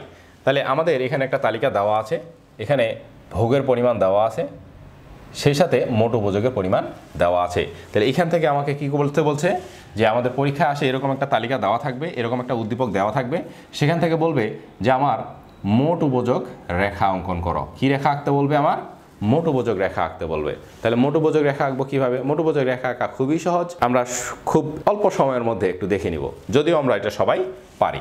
তাহলে আমি কি বলছি? সব সময় রেখা আঁকার জন্য একটা ভূমি অক্ষ আর একটা লম্ব অক্ষ আমরা নিব। তো এই যে মোট উপযোগ রেখা আঁকবো, কোন দিকে কি দেখাবো তোমরা কি বলতে পারো? তো আমি একটা জিনিস বলে দিই, যেটা তোমরা মনে রাখলে তোমাদের অ্যান্সার করা খুবই সহজ হবে। যার রেখা আঁকতে বলবে, কার রেখা আঁকবো আমরা? মোট উপযোগ রেখা আঁকবো। যেহেতু মোট উপযোগ রেখা আঁকবো, তাহলে এই মোট উপযোগের মানগুলা উপরের দিকে হবে। তাহলে এখানে কার প্রেক্ষিতে আঁকবো? ভোগের প্রেক্ষিতে আঁকবো। তাহলে মোট উপযোগের মান যদি এই দিকে হয়, তাহলে এই দিকে কি হবে? তাহলে এই দিকে হবে ভোগের পরিমাণগুলো। মনে থাকবে? তাহলে যার রেখা আঁকবো তার মানগুলো সবসময় লম্ব অক্ষের দিকে হবে, আর অপর মানটা ভূমি অক্ষের দিকে বসাবো। তো অনেক সময় আমরা পরীক্ষা খাতা আমি দেখি অনেকে কি করে উল্টা আঁকে, অর্থাৎ মোট উপযোগ রেখা আঁকছি, মোট উপযোগের মানগুলো এই দিকে আর ভোগের পরিমাণগুলো দেখাইছে এই দিকে। তাহলে এটা আসলে হয় না, কারণ উপযোগটা কার উপর নির্ভর করে? উপযোগটা ভোগের উপরে নির্ভর করতেছে। আমি যদি ভোগ বাড়াই বা কমাই, তাহলে আমার উপযোগটা পরিবর্তন হবে। তাহলে তোমাদের একটা আইডিয়া আছে কিনা যে চলক দুইটা, একটা হলো স্বাধীন চলক আর একটা হলো অধীন চলক। তো এই স্বাধীন চলকের মানটা সবসময় এই দিকে দেখাতে হয়, আর অধীন চলকের মানটা এই লম্ব অক্ষের দিকে দেখাতে হয়। তাহলে এই যে ভোগ আর উপযোগ, এই ভোগ আর উপযোগের মধ্যে ভোগটা হলো স্বাধীন চলক আর উপযোগটা হলো অধীন চলক। কেন? তুমি ভোগ করলেই উপযোগ পাবে, ভোগ না করলে কি পাবে? পাবে না। তাহলে ভোগের উপরে নির্ভর করছে উপযোগ, এই জন্য উপযোগ হলো অধীন চলক, আর ভোগটা হলো স্বাধীন চলক। এই জন্য স্বাধীন চলকটা সবসময় ভূমি অক্ষের দিকে দেখাতে হয়, আর অধীন চলকটা লম্ব অক্ষের দিকে দেখাতে হয়। এত কিছু মনে না থাকলেও সহজ ভাষায় মনে রাখতে হবে, যার রেখা আঁকবো তার মানগুলো লম্ব অক্ষের দিকে, মনে রাখবে। আচ্ছা, আরও একটা কথা বলি, শুধুমাত্র চাহিদা এবং যোগান রেখা ব্যতিক্রম, বাদ বাকি সকল রেখার ক্ষেত্রে যার রেখা আঁকবো তার মানগুলো লম্ব অক্ষের দিকে হবে। কোন রেখা দুটো হবে না? শুধু চাহিদা রেখা এবং যোগান রেখা। চাহিদা রেখার ক্ষেত্রে চাহিদার মানগুলো, চাহিদা রেখা বলছি, চাহিদা রেখা আঁকবো, তাহলে চাহিদার মানগুলো তুমি লম্ব অক্ষে বসাতে পারো, কিন্তু চাহিদার মানগুলো সবসময় ভূমি অক্ষে থাকে, এটা ব্যতিক্রম। তাহলে চাহিদা রেখা এবং যোগান রেখার ক্ষেত্রে ব্যতিক্রম, বাদ বাকি সকল রেখার ক্ষেত্রে যার রেখা আঁকবো তার মানগুলো লম্ব অক্ষের দিকে। ওকে, তাহলে আমরা কি আঁকতে যাচ্ছি? মোট উপযোগ রেখা আঁকতে যাচ্ছি। তাহলে এখানে আমাদের ভূমি অক্ষে ভোগের পরিমাণগুলো দেখাইতে হবে। তাহলে ভোগের পরিমাণ 1 2 3 4 5 6। তাহলে আমরা এখানে নেই সংক্ষেপে 1 2 3 4 5 আর 6। মোট উপযোগের মানগুলো এইদিকে। তাহলে মোট উপযোগ সর্বোচ্চ কত? মোট উপযোগ সর্বোচ্চ হলো 100। তাহলে যেহেতু মোট উপযোগ সর্বোচ্চ 100, তাহলে আমরা এইভাবে নিতে পারি 10 20 30 40 50 60 70। তাহলে আরও বড় করে দিই 80 90 আর 100। এটা সুবিধা। তো তোমরা 20 20 করে গ্যাপ ধরতে পারো, 10 10 করে গ্যাপ ধরতে পারো। আমি বলছি বারবারই যে পরীক্ষার খাতার মাঝখানে আঁকবো এবং চিত্রটা একটু বড় করে আঁকবো, তাহলে সংখ্যার ডিস্টেন্সগুলো সুন্দর মতো ধরতে পারবো, রেখার শেপটা হবে অ্যাকচুয়ালি এবং রেখা দেখতেও ভালো লাগবে। স্কেল পেন্সিল ব্যবহার করবে, অবশ্যই আঁকবে। তাহলে আমরা 10 করে ডিসটেন্স নিলাম। তাহলে এখন দেখো যখন একটা ভোগ করছি, যখন একটা দ্রব্য ভোগ করছি, তাহলে ভোগের পরিমাণ এইদিকে, একটা দ্রব্য কোথায় এখানে, তাহলে এখান থেকে আমি এইদিকে একটা রেখা টানবো, তখন মোট উপযোগ কত 40। তাহলে মোট উপযোগ যেহেতু 40, এই যে এখান থেকে এইদিকে টানলাম, তাহলে কোথায় মিললো রেখা দুইটা এখানে, বাকিগুলো কি করতে হবে, এগুলো মুছে দিব। এটা হলো আমার প্রথম বিন্দু, নাম দিলাম কি এ।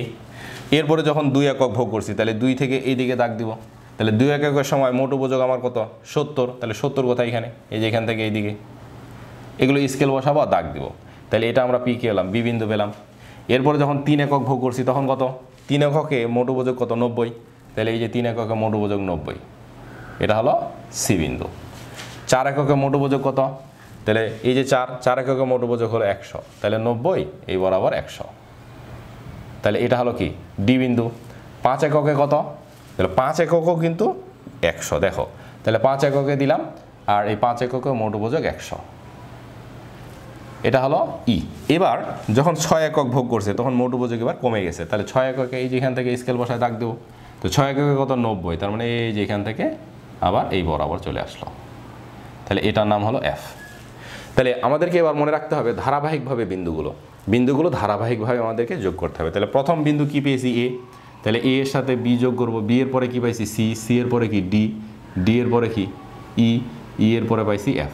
তো এই যে রেখাটা একটু বাড়িয়ে দেবো, বাড়িয়ে দিলে রেখাটা দেখতে ভালো লাগে। এটাই হলো মোট উপযোগ রেখা। তবে মোট উপযোগ রেখা আঁকবো, আঁকার একটা জিনিস মনে রাখবো, এই মোট উপযোগ রেখাটাকে আমরা কি করব, মূলবিন্দুর সাথে মিলাই দেবো, এটাকে মূলবিন্দু বলে। এই মোট উপযোগ রেখাটা আমরা অবশ্যই এই মূলবিন্দুর সাথে মিলিয়ে দেব। তো এটা মূলবিন্দুর সাথে মিলানো যায়, মিলানে রেখাটা সুন্দর হয় এবং মিলালে এক্স্যাক্টলি রেখা হয় আর কি। আমরা অনেক সময় এখানেও রাখতে পারি, এখানে রেখেও আমরা অ্যান্সার করতে পারি, এটাও হবে, তবে এটা মিলানোটা ভালো। কেন, আমরা যদি একটা দ্রব্য ভোগ না করি তাহলে কি উপযোগ পাবো, তাহলে একটা দ্রব্য যদি ভোগ না করি তাহলে উপযোগের পরিমাণটাও কি হবে আমার শূন্য, ভোগের পরিমাণও শূন্য, উপযোগের পরিমাণও শূন্য। এই জন্য আমরা এই রেখাটাকে অবশ্যই মূলবিন্দুর সাথে মিলিয়ে দিব। তাহলে মনে রাখবো এই মোট উপযোগ রেখা আর যখন আমরা আঁকবো টিপি রেখা, মোট উপযোগ রেখা আর মোট উৎপাদন রেখা যখন আঁকবো, এই দুইটা রেখা আমরা অবশ্যই এই মূলবিন্দুর সাথে মিলিয়ে দেব, এটা যেন মনে থাকে। বোঝা গেছে? আচ্ছা, তাহলে আমরা মোট উপযোগ রেখা আঁকতে শিখে গেলাম। এবার আমার বলছে প্রান্তিক উপযোগ রেখা। তাহলে কি করতে হবে, এরকম আমার একটা তালিকা দেওয়া থাকবে, বলবে যে এখান থেকে প্রান্তিক উপযোগ রেখা আঁকো। এই প্রশ্নগুলোই কিন্তু পরীক্ষায় আসে, তবুও আমরা ভুল করি। তাহলে এখান থেকে আমার কি করতে হবে, প্রান্তিক উপযোগ তালিকা নির্ণয় করতে হবে, অর্থাৎ তালিকার থেকে আমার প্রান্তিক উপযোগ বের করতে হবে, বের করার পরে এখানে চিত্র আঁকতে হবে। তো এখন প্রশ্ন হচ্ছে যে এই তো আমরা চিত্র আঁকলাম, চিত্রে কি বর্ণনা দিব না, আমাকে শুধু রেখা আঁকতে বলছে, তাহলে কি আমি চিত্রের বর্ণনা দিব না? অবশ্যই চিত্রের বর্ণনা দিব। তাহলে চিত্রের বর্ণনা দিব কিভাবে, তাহলে এবার দেখি আমরা কিভাবে এটা 2 লাইনের মধ্যে বর্ণনা করা যায়, সময় কিভাবে নষ্ট না করে আমরা খুব দ্রুত এটাকে অ্যান্সার করতে পারি। তাহলে এইদিকে কি ভোগের পরিমাণ আর এইদিকে কি উপযোগের পরিমাণ। তাহলে সকল প্রশ্নের চিত্রের বর্ণনা শুরু করব কি দিয়ে, ভূমি অক্ষে কী দেখাইছি আর লম্ব অক্ষে কী দেখাইছি, এটা দিয়েই সকল চিত্রের বর্ণনা শুরু করব। তাহলে ভূমি অক্ষে কী দেখাইছি আমরা, এটা ভোগের পরিমাণ, আর লম্ব অক্ষে কি মোট উপযোগের পরিমাণ। তাহলে চিত্রে ভূমি অক্ষে ভোগের পরিমাণ এবং লম্ব অক্ষে মোট উপযোগ দেখানো হয়েছে। তো ভোগের পরিমাণ যখন 1 একক, প্রথমটা দিয়ে ব্যাখ্যা করব, ভোগের পরিমাণ যখন 1 একক তখন মোট উপযোগ কত 40। তাহলে ভোগের পরিমাণ যখন 1 একক, মোট উপযোগ তখন 40। কোন বিন্দু দ্বারা নির্দেশিত? এ বিন্দু দ্বারা নির্দেশিত। এইটা ফার্স্ট ব্যাখ্যা করলাম যে ভোগের পরিমাণ যখন 1 একক, মোট উপযোগ তখন 40, যা এ বিন্দু দ্বারা নির্দেশিত। এরপরে ভোগের পরিমাণ বেড়ে 2, 3, 4, 5 এবং 6 হলে, এরপরে ভোগের পরিমাণ বেড়ে 2, 3, 4, 5, 6 হলে মোট উপযোগ কি হয় 70, 90, 100 এবং কমে আবার 90 হয়। এখানে আমরা দেখতে পাচ্ছি তাহলে 70, 90, 100, 100 এবং পরবর্তীতে কমে আবার 90 হয়, যা কোন বিন্দু দ্বারা প্রকাশিত?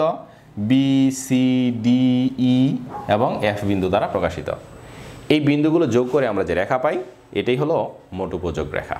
বর্ণনাটা তোমরা লিখতে পারবে কিনা বলো, যদি লিখতে পারো তাহলে আমি আর লিখে দিব না, যদি লিখতে না পারো তাহলে আমি এবার লিখে দেবো তোমাদেরকে বর্ণনাটা। তো তার আগে তোমরা কমেন্টসের মাধ্যমে জানিয়ে দাও যে বর্ণনাটা তোমরা নিজেরাই লিখতে পারবে কিনা। আমি তোমাদেরকে আরেকবার বলি এবং এর মধ্যেই তোমরা কমেন্টস করে ফেলো। চিত্রে ভূমি অক্ষে ভোগের পরিমাণ, লম্ব অক্ষে মোট উপযোগ। ভোগের পরিমাণ যখন 1 একক, মোট উপযোগ তখন 40, যা এ বিন্দু দ্বারা নির্দেশিত। এরপরে ভোগের পরিমাণ বেড়ে 2 3 4 5 6 হলে মোট উপযোগ কী হয়? বেড়ে 70 90 100 100 এবং আবার হ্রাস পেয়ে 90 হয়, যা বি সি ডি ই এবং এফ বিন্দু দ্বারা নির্দেশিত। এই বিন্দুগুলো যোগ করে আমরা যে রেখা পাই তাই মোট উপযোগ রেখা। 3 লাইনের মধ্যে শেষ। প্রথম লাইনটা কি? ভূমি অক্ষে ভোগের পরিমাণ, লম্ব অক্ষে মোট উপযোগের পরিমাণ। এরপরে দ্বিতীয় লাইন কি? যে ভোগের পরিমাণ যখন 1 একক, মোট উপযোগ তখন 40 একক, যা এই বিন্দু দ্বারা নির্দেশিত। এর পরের লাইন হলো যে পরবর্তীতে ভোগের পরিমাণ বেড়ে 2 3 4 5 6 হলে মোট উপযোগ কী কী হয়? মোট উপযোগ হয় 70 90 100 100 এবং 90, কমে 90 হয়, যা বি সি ডি এবং ই ও এফ বিন্দু দ্বারা প্রকাশিত। এই বিন্দুগুলো যোগ করেই আমরা যে রেখাটি পাই সেটি হলো মোট উপযোগ রেখা। ওকে, মাসুম, জান্নাতুল মাওয়া, ফাহিম ভুইয়া সকলে বলছে পারবো। গুড, তাহলে আমার আর লিখে দেওয়ার প্রয়োজন নাই, তোমরা সবাই এটা অ্যান্সার করতে পারবে। Good, very good. তোমরা অনেকেই ক্লাসে জয়েন করো নাই। তুমি যদি বাসার টেবিলে বসে বই নাও পড়ো, শুধু যদি ক্লাসটা অ্যাটেন্ড করো, তাও তোমার অনেক পড়া হবে। কেন? এখানে জিনিসগুলো সুন্দর করে বুঝিয়ে দেওয়া হয়, প্রশ্ন জিজ্ঞেস করা হয়, তোমাদের একটা অ্যাক্টিভিটি থাকে, তোমরা সেটার অ্যান্সার করো। এই জন্য তোমাদের এগুলো মনে থাকবে সবচেয়ে বেশি। বাসায় পড়লেই যে সব কিছু মনে থাকবে থাকে না। বাসায় পড়লে অনেক সময় আমরা অনেক জিনিস বুঝি না, কনফিউশনে থাকি, এই জন্য বাসায় পড়লেই সবসময় পড়া হয় না। তো অন্তত ক্লাসে যদি অ্যাটেন্ড করো, বুদ্ধিমানরা কিন্তু বাসায় পড়ুক আর না পড়ুক, আমরা দেখি অনেক স্টুডেন্ট কি করে, সারাদিন দেখি আড্ডাবাজি করে, এই করে সেই করে, অথচ পরীক্ষার রেজাল্টের সময় দেখি যে রেজাল্ট তার খুব ভালো। আমরা অনেকেই হিংসে করি। আসলে কারণ কি? তার কারণ হলো সে সারাদিন বন্ধুবান্ধবদের সাথে আড্ডাবাজি দিচ্ছে, আমরা দেখতেছি সে আড্ডা দিচ্ছে, এই করছে, পড়াশোনা তেমন করছে না, এটা আমাদের কাছে মনে হয়। বাস্তবে আসলে কি, তার ক্ষেত্রে রেজাল্ট ভালো হওয়ার কারণ কি? সে যখন পড়ে, সে যখন কোনো ক্লাস করে, সে যখন প্রাইভেট পড়ে, কোনো স্যারের টিচারের কাছে পড়ে, বা অনলাইনেই যখন ক্লাসই করুক না কেন, তখন সে ওই জিনিসটাতে 100% মনোযোগের সাথে অ্যাটেন্ড করে। এই 100% মনোযোগের সাথে অ্যাটেন্ড করার কারণে তার বিষয়গুলো খুব ক্লিয়ার হয় এবং তার মনে থাকে। আর এই কারণেই সে আমরা বাসায় পড়তে না দেখলেও সে কিন্তু পরীক্ষায় অ্যান্সার করে আসতে পারে। এটাই হলো মূল কারণ। অর্থাৎ যাদেরকে আমরা দেখি সারাদিন আড্ডাবাজি করছে, রেজাল্ট ভালো, এরা আসলে ভাগ্যের জোরে না। আমরা বলি যে ওর ভাগ্য খুব ভালো, ওই প্লাস পেয়ে গেছে। আসলে ভাগ্যের জোরে নয়, ওর কর্মের ফলেই আসলে ও পেয়েছে। কিন্তু ও কি করে, ও যখন ক্লাস, প্রাইভেট, অনলাইন ক্লাস বা যেগুলো ক্লাসগুলোতে সে অ্যাটেন্ড করে, প্রাইভেটে অ্যাটেন্ড করে, তখন সে 100% মনোযোগের সাথে সেই ক্লাসগুলোতে অ্যাটেন্ড করে। আর এই জন্যেই তার মনে থাকে বেশি এবং ওটার উপর ভিত্তি করেই সে অ্যান্সার করে আসতে পারে। আর আমরা ক্লাসে অ্যাটেন্ড করি, মনোযোগ থাকি না, বাসায় পড়ার টেবিলে পড়া বসি, বিভিন্ন ধরনের গল্প করি, মাঝে মাঝে মনে হয় যে মোবাইলটা একটু দেখি, এরকম বিভিন্ন কিছু মনে হয়, একটু মেসেঞ্জার চেক করি, মেসেজ চেক করি, ফেসবুকে ঢুকি। এই যে পড়ার মধ্যে এই জিনিসগুলো যখন করি, তখন আমাদের আর মনোযোগটা 100% থাকে না। এই জন্যে আমাদের পড়ার সময়ও লাগে বেশি, আর একটা পড়া করতে সময়ও অনেকক্ষণ লেগে যায়, তবুও মাঝে মাঝে ভুলে যাই, মনে থাকে না। তো আমরা যখন পড়বো, যখন কোনো ক্লাসে অ্যাটেন্ড করব, সে যে ক্লাসেই হোক না কেন, মাস্ট বি 100% মনোযোগের সাথে সেই ক্লাসটি করার চেষ্টা করব। তখন আর অন্য কোনো দিকে নজর দেব না। দেখবা যে তুমি অবশ্যই সবগুলো পারবা এবং তোমার মনেও থাকবে সবচেয়ে বেশি। তো এটা হলো মনোযোগের অভাবের কারণে আমাদের এরকম হয়। আর যারা এটাতে মনোযোগ দেয়, ও বাসায় না পড়লেও অ্যান্সার করতে পারবে। তো এই জন্য তোমাদের অবশ্যই সকলকে ক্লাসে যুক্ত হওয়া উচিত এবং ক্লাসটাকে মনোযোগের সাথে দেখা উচিত।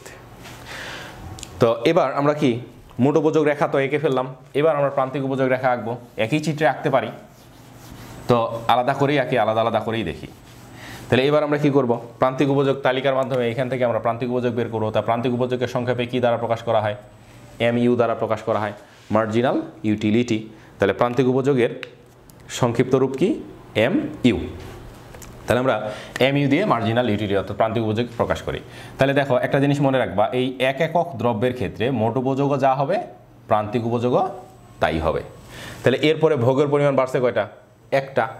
আর মোট উপযোগ বাড়ছে কতটুকু? 30। এরপরে আবারও ভোগের পরিমাণ বাড়ছে একটা, মোট উপযোগ বাড়ছে কতটুকু? 20। এগুলোই হলো প্রান্তিক উপযোগ। আবারও ভোগের পরিমাণ বাড়ছে একটা, মোট উপযোগ বাড়ছে এবার কতটুকু? 10। এবার আবারও ভোগের পরিমাণ বাড়ছে একটা, কিন্তু মোট উপযোগ বাড়ছে কতটুকু? মোট উপযোগ কি বাড়ছে? আগেও 100, এখনও 100, 0। আবার ভোগের পরিমাণ একটা বাড়ছে, এবার মোট উপযোগ কি বাড়ছে না কমছে? মোট উপযোগ কিন্তু কমছে, তার মানে এটা হবে -10। তো এটা -10 কেন? আসলে আমরা সবগুলোর ক্ষেত্রে কি করছি, পরেরটা থেকে আগেরটা বিয়োগ দিছি। এই যে 70 থেকে 40 বিয়োগ দিলে 30 পাই, 90 থেকে 70 বিয়োগ দিলে 20 পাই, 100 থেকে 90 বিয়োগ দিলে 10 পাই, 100 থেকে 100 বিয়োগ দিলে 0 পাই। তাহলে এবার কি করতে হবে? 90 থেকে 100 বিয়োগ দিতে হবে। তাহলে 90 থেকে যদি 100 বিয়োগ দিই তাহলে কত হবে? -10। বোঝা গেছে? পরেরটা থেকে আগেরটা বিয়োগ করতে হবে। তাছাড়াও যখন বাড়ে, যে সংখ্যাটা বাড়ে সেই সংখ্যাটা পজিটিভ হয়, আর যে সংখ্যাটা কমে সেই সংখ্যাটা কী হয়? নেগেটিভ হয়। এতক্ষণ যাবত ভোগের পরিমাণ বাড়ছিল, এটাতে 40, এটাতে 30 বাড়ছিল, এটাতে 20 বাড়ছিল, এটাতে 10 বাড়ছিল, এটাতে তো একটাও বাড়ে নাই, আর এটাতে না বেড়ে কী হয়েছে? কমে গেছে। তাহলে বাড়লে আমরা পজিটিভ সংখ্যা লিখছি, তাহলে কমলে কী হবে? নেগেটিভ সংখ্যা হবে। এইগুলোই হলো আমার প্রান্তিক উপযোগ। এরপরে আমরা সংক্ষেপে এই প্রান্তিক উপযোগ রেখা আঁকবো। তাহলে কি রেখা আঁকবো? প্রান্তিক উপযোগ রেখা আঁকবো। তাহলে যেহেতু প্রান্তিক উপযোগ রেখা আঁকবো, তাহলে কি করতে হবে? প্রান্তিক উপযোগের মানগুলো কোন দিকে দেখাতে হবে?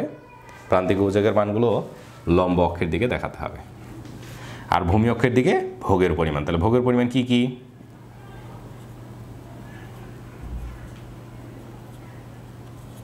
6 পর্যন্ত। আর প্রান্তিক উপযোগ সর্বোচ্চ সংখ্যা মান কত? 40, 30, 20, 10, 0 এবং -10।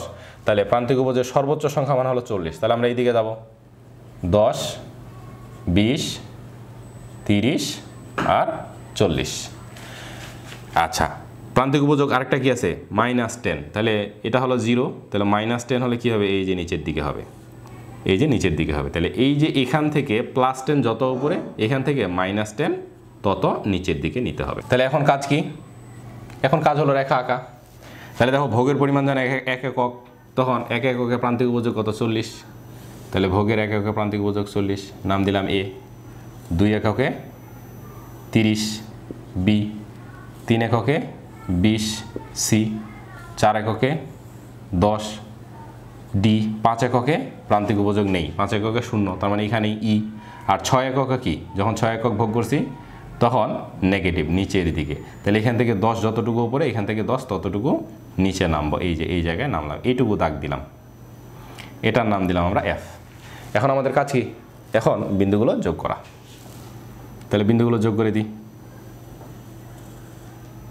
এইটাকে একটু বাড়িয়ে দেবো সব সময়, আর এটা নাম দিয়ে দিলাম এমইউ। এটাই হলো প্রান্তিক উপযোগ রেখা। তো তোমরা কি করতে পারো? যে শুধু এইভাবেও রেখে দিতে পারো, আর এইদিকে যদি নাও দেখাও তাও হবে। এটা কিছুই দেখাইলে না, তাও অ্যান্সার হবে। আর যদি দেখাতে চাও তাহলে এই দিকে এই সংখ্যামান দিয়ে, এই -10 দিয়ে এইটার সাথে তুমি এটাকে যুক্ত করে দিতে পারো। তাহলে আমরা কি করতে পারি? শুধু এভাবেও রাখতে পারি, অথবা তুমি চাইলে কিন্তু দিতেই পারো, এটা দিতেই পারো যে -10, এটা তুমি চাইলে এটা দিতে পারো। তো এটা দিলেও হয়, এটা না দিলেও হয়। এটাই হলো প্রান্তিক উপযোগ রেখা। তাহলে বর্ণনা, চিত্রে ভূমি অক্ষে কি? ভোগের পরিমাণ, লম্ব অক্ষে প্রান্তিক উপযোগ। ভোগের পরিমাণ যখন 1 একক, প্রান্তিক উপযোগ তখন কত? 40, যা এই বিন্দু দ্বারা নির্দেশিত। এরপরে ভোগের পরিমাণ বেড়ে 2, 3, 4, 5, 6 একক হলে প্রান্তিক উপযোগ ক্রমান্বয়ে কমতে কমতে কি হয়? 30, 20, 10, 0, -10 হয়, যা বি, সি, ডি, ই এবং এফ বিন্দু দ্বারা নির্দেশিত। এই বিন্দুগুলো যোগ করে আমরা যে রেখা পাই তাই প্রান্তিক উপযোগ রেখা। এইবার আসি আমরা উপযোগ বিধি। তো উপযোগ বিধি কি? তাহলে এই যে কোনো একটা দ্রব্য আমরা ক্রমাগত যখন অধিক পরিমাণে ভোগ করতে থাকব, তখন মোট উপযোগের যে পরিবর্তন, এই পরিবর্তনের হারটাকেই বলা হচ্ছে উপযোগ বিধি। তাহলে ভোগের পরিবর্তনের ফলে মোট উপযোগ কিভাবে পরিবর্তন হয় তা নির্ণয় করার প্রক্রিয়াই হলো উপযোগ বিধি। তাহলে কোনো একটা দ্রব্য ক্রমাগত যদি ভোগ করতে থাকি, সেই ভোগের পরিবর্তনের ফলে উপযোগের পরিবর্তনের হার কিভাবে হয় তা যে বিধির সাহায্যে প্রকাশ করা হয় সেটাকে বলা হচ্ছে উপযোগ বিধি। তাহলে উপযোগের ক্ষেত্রে কোন বিধি কার্যকর হয়? উপযোগের ক্ষেত্রে সব সময় ক্রম হ্রাসমান উপযোগ বিধি কার্যকর হয়। আর এই ধারণা কে প্রবর্তন করেন? এই ধারণা প্রবর্তন করেন অধ্যাপক মার্শাল। অধ্যাপক মার্শাল হলো এই ক্রমহ্রাসমান প্রান্তিক উপযোগ বিধির প্রবর্তক। মনে থাকবে, মনে রাখতে হবে। তাহলে ক্রমহ্রাসমান প্রান্তিক উপযোগ বিধির ধারণা প্রবর্তন করেন কে? ক্রমহ্রাসমান প্রান্তিক উপযোগ বিধির ধারণা প্রবর্তন করেন অধ্যাপক মার্শাল। এটা এমসিকিউ আসে অনেক বেশি। তাহলে এই ক্রমহ্রাসমান প্রান্তিক উপযোগ বিধি আসলে কি? তাহলে প্রথমত ক্রমহ্রাসমান প্রান্তিক উপযোগ বিধিটা তিনি কি সেটা ব্যাখ্যা করছেন। যে বিধি আমরা যদিও জানি সবাই, তাহলে বিধি প্রথমত আমরা যদি নর্মালি যে ক্রমহ্রাসমান প্রান্তিক উপযোগ বিধিটি ব্যাখ্যা করো, এটা যদি শুধু পরীক্ষায় আসে তাহলে কিভাবে ব্যাখ্যা করব? তাহলে ক্রমহ্রাসমান প্রান্তিক উপযোগ বিধিটি ব্যাখ্যা করো যদি আসে, তাহলে প্রথম কাজ হলো আমার বিধিটা লেখা। তো বিধিটা কি? যে অন্যান্য সকল অবস্থা অপরিবর্তিত থেকে কোনো একটি দ্রব্য একটা নির্দিষ্ট সময়ের মধ্যে কোনো একটি দ্রব্য যদি ক্রমাগত অধিক পরিমাণে ভোগ করতে থাকি, তখন ওই দ্রব্য থেকে প্রাপ্ত প্রান্তিক উপযোগ ক্রমান্বয়ে হ্রাস পায়। হ্রাস পেতে পেতে কখনো শূন্য হয়, এমনকি ঋণাত্মক হয়। তাহলে এই যে ভোগের পরিবর্তনের ফলে প্রান্তিক উপযোগ যে ক্রমান্বয়ে হ্রাস পায় এটাকেই বলা হচ্ছে ক্রমহ্রাসমান প্রান্তিক উপযোগ বিধি। তো এটি প্রবর্তক হলো অধ্যাপক মার্শাল। আবারও বলছি, ক্রমহ্রাসমান প্রান্তিক উপযোগ বিধি কি?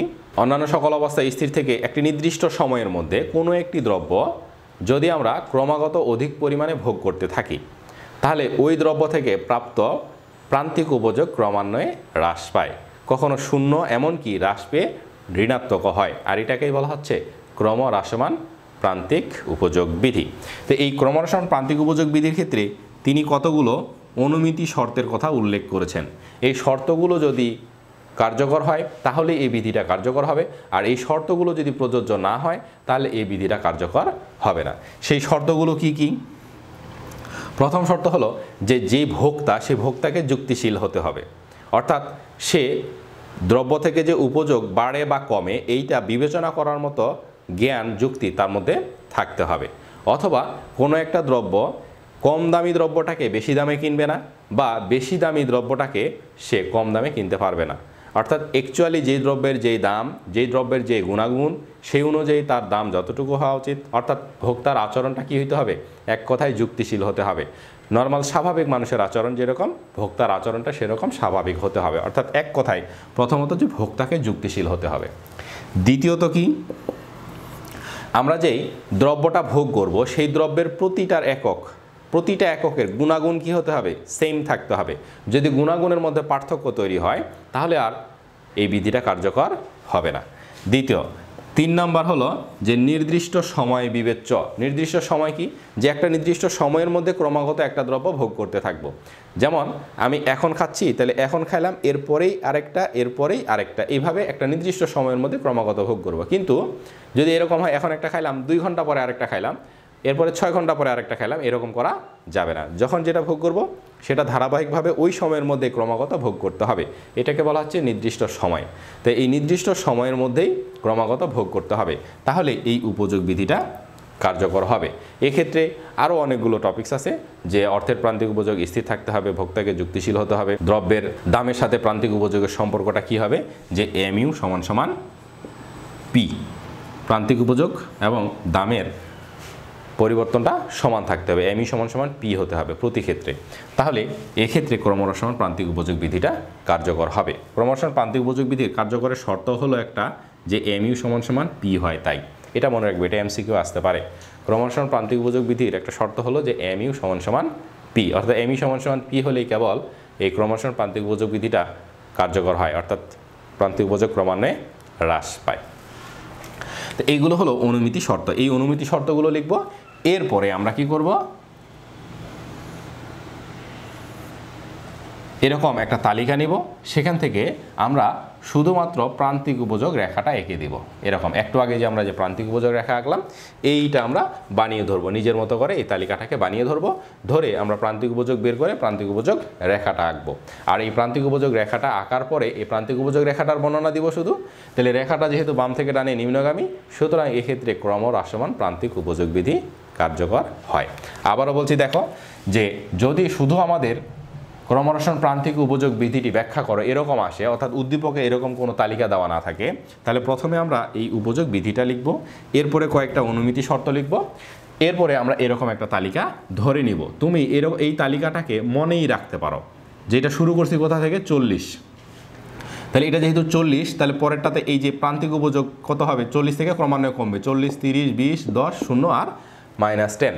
এইটা থেকেই তুমি মোট উপযোগটাকে বের করে নিতে পারো, তালিকাটাকে নিজের মতো করে নিতে পারো। দেখো টেকনিকটা।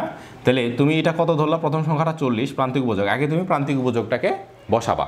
তাহলে প্রান্তিক উপযোগ যদি বসাই তাহলে 40, 30, 20, 10, 0, -10, কারণ উপযোগ ক্রমান্বয়ে কমবে, কমতে কমতে এই যে নেগেটিভ হবে।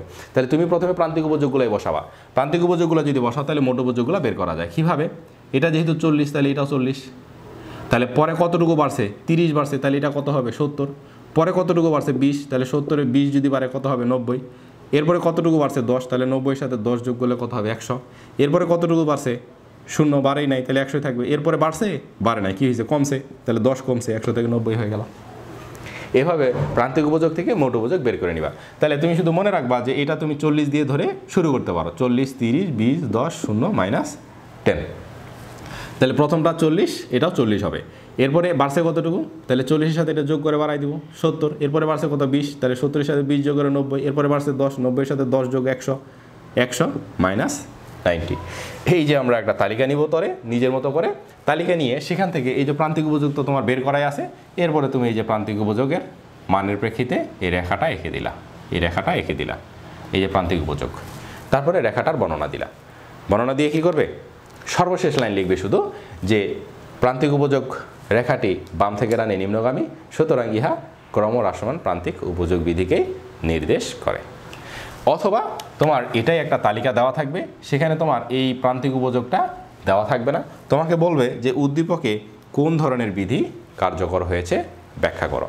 তখন আমরা কি করব, এই যে প্রান্তিক উপযোগ বের করব, বের করে শুধু প্রান্তিক উপযোগ রেখাটাই আঁকবো, মোট উপযোগ রেখা আঁকার দরকারই নেই, সময় নষ্ট করার কোনো প্রয়োজন নাই। তাহলে উপযোগ বিধি যদি আসে তাহলে আমরা শুধু প্রান্তিক উপযোগটা বের করব, প্রান্তিক উপযোগ বের করে সেই প্রান্তিক উপযোগ রেখাটাই শুধু আঁকবো, আঁকার পরে রেখার বর্ণনা দিব। শেষ লাইন হবে রেখাটি যেহেতু বাম থেকে ডানে নিম্নগামী, সুতরাং এক্ষেত্রে ক্রমহ্রাসমান প্রান্তিক উপযোগ বিধি কার্যকর হয়েছে। তো তোমরা দ্রুত কমেন্টসের মাধ্যমে জানাও যে তোমরা আসলে এই ক্রমহ্রাসমান প্রান্তিক উপযোগ বিধিটা আসলে ব্যাখ্যা করতে পারবে কিনা, এবং এটা কিভাবে ব্যাখ্যা করব।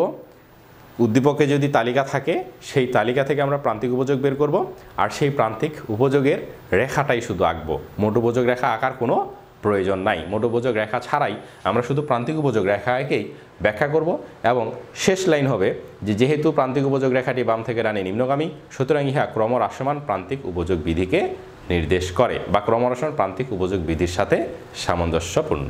সামনে বলছিল স্যার বিন্দু না নিলে হবে না, অবশ্যই বিন্দু নিতে হবে, বিন্দুগুলোর নাম মাস্ট বি দিতে হবে, বিন্দুর নাম অবশ্যই ব্যবহার করতে হবে, বিন্দুর নাম ব্যবহার করেই চিত্র আঁকতে হবে। ওকে, জি স্যার, মাসুম বলছে পারবো, ইসরাত এমা বলছে জি স্যার, জান্নাতুল মামা, ওকে ভেরি গুড, সবাই পারবো তাহলে। আচ্ছা, এরপরে কি আছে দেখো, আমরা একটু দ্রুত শেষ করার চেষ্টা করি।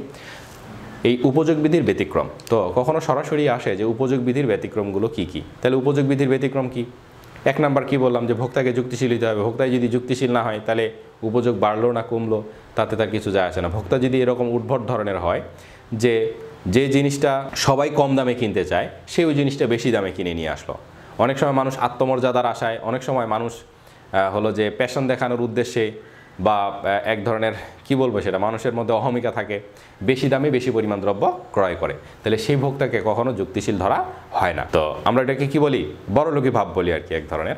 তো যদি এরকমটা হয় তাহলে সেই ভোক্তা অর্থনীতিতে যুক্তিশীল ভোক্তা নয়, অর্থাৎ তার ক্ষেত্রে উপযোগ বিধি কখনোই ক্রমহ্রাসমান হবে না।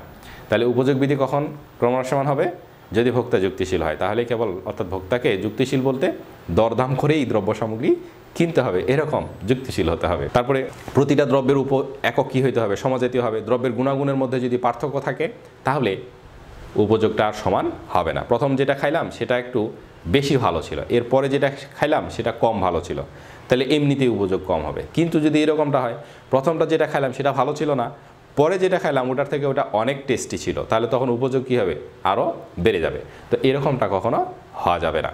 আচ্ছা, সবচেয়ে মোস্ট ইম্পর্টেন্ট ব্যতিক্রম হলো সময়, যে সময়টা কিভাবে কার্যকর হয়। তো অনেক সময় শুধু আসে যে সময় ব্যবধান কিভাবে উপযোগ বিধি ব্যতিক্রম ঘটে, সময় ব্যবধানে কিভাবে উপযোগ বিধির ব্যতিক্রম ঘটে, এটি শুধুমাত্র কখনো সিকিউয়ে আসে 3 অথবা 4 নম্বরের জন্য, যে সময় ব্যবধানে কিভাবে এই উপযোগ বিধিটা অকার্যকর হয়। তো সময় ব্যবধানটা বোঝানোর জন্য একটা ক্লিয়ার আইডিয়া দেই। ধরো তুমি কলেজে গেছো, ক্লাস করছো, ক্লাস করার পরে দুপুরে বাসায় আসছো, 1টার দিকে ছুটি হয়েছে, 2টার দিকে বাসায় আসছো এই রোদ্রে। তো বাসায় আসলে তোমাকে প্রথমত 1 গ্লাস পানি দেওয়া হলো, তাহলে এই যে রোদ্রে হেঁটে বাসায় আসছো, বাসায় আসার কারণে তোমার কি অনেক তৃষ্ণার্ত থাকবে, তোমার পিপাসার পরিমাণটা কি অনেক বেশি থাকবে, তাহলে এই 1 গ্লাস পানির উপযোগ তোমার কাছে অনেক বেশি হবে। দিলাম 10 ইউটিল দিলাম। এই 1 গ্লাস খাওয়ার পরে তোমাকে তোমার মা আরও 1 গ্লাস দিল, তাহলে এটার উপযোগ কত হবে, কমে 6 ইউটিল হবে। এরপরে যদি বলে যে না আরও 1 গ্লাস খাও, তাহলে এরপরে এটার উপযোগ কমে কি হবে, তাহলে এই যে পিপাসার্ত অবস্থায় তুমি সর্বোচ্চ 3 গ্লাস খাবা, তারপরে কি আর খাবা, তারপরে কি তোমার এই পানির প্রতি কি কোনো উপযোগ থাকবে, তারপরে পানির প্রতি কোনো উপযোগ থাকবে না। তাহলে এটা হলো প্রথম গ্লাস, তাহলে এটা হলো দ্বিতীয় গ্লাস, এটা হলো তৃতীয় গ্লাস, এরপরে চতুর্থ গ্লাসটা যদি তোমাকে দেওয়া হয় এইটার উপযোগ তোমার কাছে 0 হবে, অর্থাৎ ওটা তোমার খেলেও হয়তো না খেলেও হয়, অনুরোধে গিলছ। তো এইটা খাইলা, এই গ্লাস খাওয়ার পরে পরে পঞ্চম গ্লাসও যদি খাও তাহলে কি হবে, এইবার উপযোগ কিন্তু তোমার নেগেটিভ হতে পারে। তো পানি যদি আমরা অনেক বেশি পরিমাণে খাই তাহলে কি হয়, বমি আসতে পারে। তো এই যে খাওয়ার ফলে যদি স্বাস্থ্য খারাপ হয়ে যায় তার মানে সেটা হলো উপযোগের নেগেটিভ ইফেক্ট। তো তখন কি হবে, এই উপযোগটা নেগেটিভ হবে। তো এইভাবেই এটা আরও সবচেয়ে সহজভাবে বোঝার উপায় আর কি, যে সময় ব্যবধানটা কিভাবে কার্যকর। তাহলে এই যে ক্রমাগত ভোগ করতে থাকছি, উপযোগটা মাস্ট বি কমতেছে। কিন্তু যদি এরকমটা হইতো যে দুপুরে বাইরে থেকে আসার পরে এক গ্লাস পানি খাইলা, এটা তোমাকে খেতে দেওয়া হলো 10 ইউটিল উপযোগ, কিন্তু তোমার বন্ধুরা বাড়ির পাশে মাঠে খেলা করছে সবাই, তুমিও ফুটবল খেলাতে চলে গেলা, যাই ফুটবল খেলে আসলা, 1-1.5 ঘন্টা খেলে আসলা। তাহলে এই রোদ্রে যদি ফুটবল খেলে আসো বা যদি কোনো পরিশ্রম করে আসো বা কাজ করে আসো, আসার পরে যদি এইবার তোমাকে ওই যে দ্বিতীয় গ্লাস পানি দেওয়া হয়, তাহলে এইটার উপযোগ তোমার কাছে কি আগেরটার চেয়ে কম হবে না বেশি হবে? তাহলে এইটার উপযোগ, যেহেতু তুমি খেলাধুলা করছো, পরিশ্রম করছো, আগেরটার চেয়ে এইটার উপযোগ অনেক বেশি হবে। এটা 6 না, এটা 16 হতে পারে, এটা 20ও হতে পারে, অনেক বেশি হবে। তাহলে দেখো এই যে মাঝখানে 1-1.5 ঘন্টা সময় কেটে গেছে, এই 1-1.5 ঘন্টা সময় কেটে যাওয়ার কারণে তোমার পরের ক্লাসে উপযোগ কী হয়েছে, অনেক বেশি বৃদ্ধি পেয়েছে। এই জন্যে বলা হচ্ছে যে যখন আমরা কোনো একটা দ্রব্য ভোগ করব তখন একটা ওই নির্দিষ্ট সময়ের মধ্যেই ভোগ করব। অর্থাৎ সময় ব্যবধানটা বেশি হওয়া যাবে না, সময় ব্যবধানটা কী হতে হবে, খুব অল্প হতে হবে। সময় ব্যবধান যদি অনেক বেশি হয় তাহলে উপযোগ এই যে ক্রমান্বয়ে না কমে কী হবে, আরও বেশি বৃদ্ধি পেতে পারে। অর্থাৎ উপযোগ বিধিটা আর কার্যকর হবে না, অর্থাৎ উপযোগ যে ক্রমহ্রাসমান হয় এই বিধিটা আর কার্যকর হবে না। এইভাবেই এই সময় ব্যবধানে উপযোগ বিধিটা অকার্যকর হয়ে পড়ে। আরও কিছু ব্যতিক্রম আছে, এগুলো তোমরা বই থেকে দেখে নিবা। তবে সময় ব্যবধানটা স্পেশালি পরীক্ষায় আলাদাভাবে আসে। তাহলে এটা যে যা বুঝো, সময় ব্যবধান কীভাবে উপযোগ বিধি অকার্যকর হয় এটা নিজের মতো করে এক্সপ্লেন করবা। তুমি চাইলে এটাও এক্সপ্লেন করতে পারো, তোমার পরীক্ষককে বোঝাতে পারলেই হলো, যে তোমার যে খাতা দেখবে তাকে বিষয়টা বোঝাতে পারলেই হলো যে সময় ব্যবধানটা কিভাবে উপযোগ বিধির উপর কার্যকর প্রভাব ফেলে। অর্থাৎ সময় ব্যবধান বেশি হলে উপযোগ বিধি যে অকার্যকর হয় সেটা কিভাবে অকার্যকর হয় এটা তুমি তোমার নিজের মতো করে এক্সপ্লেন করতে পারো, একটা এক্সাম্পল দিয়ে ব্যাখ্যা করতে পারো, কোনো অসুবিধা নেই, ফুল নম্বর পাবে। আচ্ছা, এবার আমরা মোট উপযোগ আর প্রান্তিক উপযোগের মধ্যে সম্পর্ক জানতে পারলে পার্থক্যটা জানতে পারবো। ধৈর্য ধরো, আর 5 থেকে 7 মিনিটের মধ্যে ইনশাল্লাহ শেষ হয়ে যাবে। তো মোট উপযোগ আর প্রান্তিক উপযোগের মধ্যে সম্পর্কটা ভেরি ভেরি ইম্পর্ট্যান্ট, এটা পরীক্ষায় আসার জন্য। তোমাদের এতদিন যাবত শুধু উপযোগ বিধিটা আসছে, এই সম্পর্কটা খুবই কম আসছে। এবার তোমাদের পরীক্ষায় এই মোট উপযোগ আর প্রান্তিক উপযোগের সম্পর্কটা আসতে পারে, অথবা পার্থক্যটাও আসতে পারে। তাহলে মোট উপযোগ আর প্রান্তিক উপযোগের মধ্যে সম্পর্ক যদি ব্যাখ্যা করতে হয় তাহলে অবশ্যই এরকম একটা তালিকা থাকবে। তাহলে এইখানে মোট উপযোগ আর প্রান্তিক উপযোগের সম্পর্ক আছে। তো আমরা এইটার দিকে তাকালে, তালিকাটার দিকে তাকালে সম্পর্কটা বুঝতে পারবো। তোমরা সবাই একটু মনোযোগ দিবে, কয়েক সেকেন্ডের মধ্যে আমরা মোট উপযোগ এবং প্রান্তিক উপযোগের মধ্যে সম্পর্কটা ক্লিয়ার হবে, সারা জীবন মনে থাকবে। কীরকমভাবে দেখো, আমরা ক্রমাগত ভোগ করতেছি, ভোগের পরিমাণ বাড়াচ্ছি, 1, 2, 3, 4 একক পর্যন্ত এসে থামলাম মনে করে দেখো। তাহলে ভোগের পরিমাণ বেড়ে 1, 2, 3, 4 একক হলে মোট উপযোগ ক্রমান্বয়ে কী হয়েছে বলো তো? মোট উপযোগ ক্রমান্বয়ে বাড়ছে, 40 থেকে 70, 70 থেকে 90, 90 থেকে 100 হয়েছে। ঠিক সেই সময়ে প্রান্তিক উপযোগটা কি হয়েছে দেখো তো? প্রান্তিক উপযোগটা ক্রমান্বয়ে কমছে। তাহলে ভোগের পরিমাণ বাড়ছে, মোট উপযোগ বাড়ছে, প্রান্তিক উপযোগটা ক্রমান্বয়ে কমছে। তাহলে মোট উপযোগটা বেড়ে কত হয়েছে? 100 হয়েছে। তাহলে এই 100 কি সর্বোচ্চ? 100 যে সর্বোচ্চ কিনা তা জানার জন্য কি আরও অন্তত একটা দ্রব্য বেশি ভোগ করা উচিত। তাহলে এরপরে যখন পঞ্চম এককটা ভোগ করছে তাহলে মোট উপযোগের আর কোনো পরিবর্তন হয়নি। তাহলে মোট উপযোগের পরিবর্তন হয়নি মানে মোট উপযোগ সর্বোচ্চ পর্যায়ে পৌঁছে গেছে। তখন প্রান্তিক উপযোগটা কি হয়েছে বলো তো? তখন প্রান্তিক উপযোগটা 0 হয়েছে। আমি কিন্তু তালিকাটা দেখে দেখেই ব্যাখ্যা করতেছি, আমি কোনো মুখস্থ ব্যাখ্যা করছি না। তুমিও তালিকাটা দেখে দেখেই ব্যাখ্যা করবে, তালিকাটা দেখে দেখেই লিখতে পারবে, তোমার যা তালিকা দেওয়া থাকবে তার প্রেক্ষিতেই লিখতে পারবে। এরপরে দেখো, যখন ষষ্ঠ এককটা ভোগ করছি তখন মোট উপযোগ না বেড়ে এবার কি হয়ে গেছে বলো তো? মোট উপযোগ কমে গেছে না, 100 থেকে 90 হয়ে গেছে। আর প্রান্তিক উপযোগটা কি হয়েছে বলো তো? প্রান্তিক উপযোগটা ঋণাত্মক হয়ে গেছে। তাহলে এই যে 3টা সম্পর্ক, এই 3টা সম্পর্কে আমরা এক্সপ্লেন করব। তাহলে কি দেখলাম? যে প্রথম দিকে আমরা যত ক্রমাগত একটা দ্রব্য বেশি পরিমাণে ভোগ করতে থাকি তখন ওই দ্রব্যের মোট উপযোগ ক্রমান্বয়ে কি বাড়ে আর প্রান্তিক উপযোগ ক্রমান্বয়ে কমে। এরপরে যখন আরও অতিরিক্ত একক ভোগ করি তখন মোট উপযোগ বেড়ে সর্বোচ্চ হয় আর প্রান্তিক উপযোগ শূন্য হয়। পরবর্তীতে যদি আবারও ওই দ্রব্যের অতিরিক্ত একক ভোগ করি তখন মোট উপযোগ না বেড়ে বরং মোট উপযোগ কী হয়, কমে যায় আর প্রান্তিক উপযোগটা তখন ঋণাত্মক হয়। এই তিনটাই হলো মোট উপযোগ আর প্রান্তিক উপযোগের মধ্যে সম্পর্ক। তাহলে প্রথম সম্পর্ক কীভাবে বর্ণনা করব, তালিকাটা সুন্দর মতো খাতায় তুলব, এরপরে লিখব প্রথম সম্পর্ক। তাহলে প্রথমত কি, যে প্রথমত ভোগের একক বৃদ্ধির সাথে সাথে মোট উপযোগ বাড়ে আর প্রান্তিক উপযোগ ক্রমান্বয়ে কমে। তাহলে কত থেকে কত একক পর্যন্ত, এই যে 1 থেকে 4 একক পর্যন্ত যখন আমরা ভোগ করি তখন ভোগের পরিমাণ বৃদ্ধির সাথে সাথে মোট উপযোগ বাড়ে আর প্রান্তিক উপযোগ ক্রমান্বয়ে হ্রাস পায়। দ্বিতীয় সম্পর্ক তাহলে কি, যে পরবর্তীতে যখন আরও অতিরিক্ত দ্রব্যের একক ভোগ করা হয়, অর্থাৎ কত একক ভোগ করা হয়, পঞ্চম একক ভোগ করা হয়, তখন মোট উপযোগ বেড়ে কী হয়, সর্বোচ্চ হয় আর প্রান্তিক উপযোগ তখন শূন্য হয়। তাহলে কি দেখলাম, এর পরবর্তীতে দ্বিতীয় সম্পর্ক হলো যদি আরও ভোগের পরিমাণ বৃদ্ধি করি তখন মোট উপযোগ বেড়ে সর্বোচ্চ হয় আর প্রান্তিক উপযোগ শূন্য হয়। তাহলে তৃতীয় সম্পর্কটা কি হবে, তৃতীয় সম্পর্ক হলো যে ভোগের পরিমাণ যদি আরও বাড়ানো হয়, বাড়িয়ে যদি 6 একক করি তাহলে মোট উপযোগ না বেড়ে এবার মোট উপযোগ হ্রাস পায় আর ঠিক তখন প্রান্তিক উপযোগটা কি হয়, প্রান্তিক উপযোগটা ঋণাত্মক হয়। তাহলে তৃতীয় সম্পর্ক কি, পরবর্তীতে আরও যদি আমরা অতিরিক্ত একক ভোগ করি তাহলে মোট উপযোগ হ্রাস পায় আর মোট উপযোগ হ্রাস পাওয়ার ফলে প্রান্তিক উপযোগ ঋণাত্মক হয়। এই তিনটা সম্পর্ক আমরা লিখব। তাহলে এটা পরীক্ষায় 3 নম্বরের জন্য যদি আসে তাহলে মাস্ট বি আমরা 3 নম্বরেই পাবো, এক্ষেত্রে চিত্র না দিলেও হবে। তো যদি 4 নম্বরের জন্য আসে তাহলে অবশ্যই আমাদেরকে চিত্র আঁকতে হবে। কিভাবে চিত্র আঁকতে হবে, তখন এই একই চিত্রে মোট উপযোগ রেখা এবং প্রান্তিক উপযোগ রেখাও আঁকতে হবে। তাহলে মোট উপযোগ রেখা আমরা একটু আগে দেখলাম কীরকম হয়, এরকম। আর প্রান্তিক উপযোগ, এই মোট উপযোগ যখন সর্বোচ্চ হয় তখন প্রান্তিক উপযোগটা কী হয়, শূন্য হয়। তাহলে প্রান্তিক উপযোগ রেখাটা যদি আঁকি তাহলে প্রান্তিক উপযোগ রেখাটা হবে এরকম, এই। তাহলে এটা হলো মোট উপযোগ রেখা আর এটা হবে প্রান্তিক উপযোগ রেখা। এই তথ্য থেকে আমরা এই একই চিত্রে দুইটা রেখা আঁকবো। আঁকার পরে আমরা এই সম্পর্ক 3টা আবার একইভাবে বর্ণনা করব। এই 3টা সম্পর্কে বর্ণনা করব, অর্থাৎ 4 নম্বরের জন্য যদি আসে তাহলে শুধু চিত্রটা আঁকবো, আঁকার পরে এই 3টা সম্পর্কই আবার বর্ণনা করব। আর এই 3টা সম্পর্ক থেকে এমসিকিউ এ একটা না একটা কোশ্চেন মাস্ট বি হবে, এটা মনে রাখতে হবে। কি কোশ্চেন হবে, যে ভোগের পরিমাণ যদি বাড়ে তাহলে মোট উপযোগ কী হয়, বাড়ে। তাহলে মোট উপযোগ যদি বাড়ে তাহলে প্রান্তিক উপযোগ ক্রমান্বয়ে কী হয়, কমে।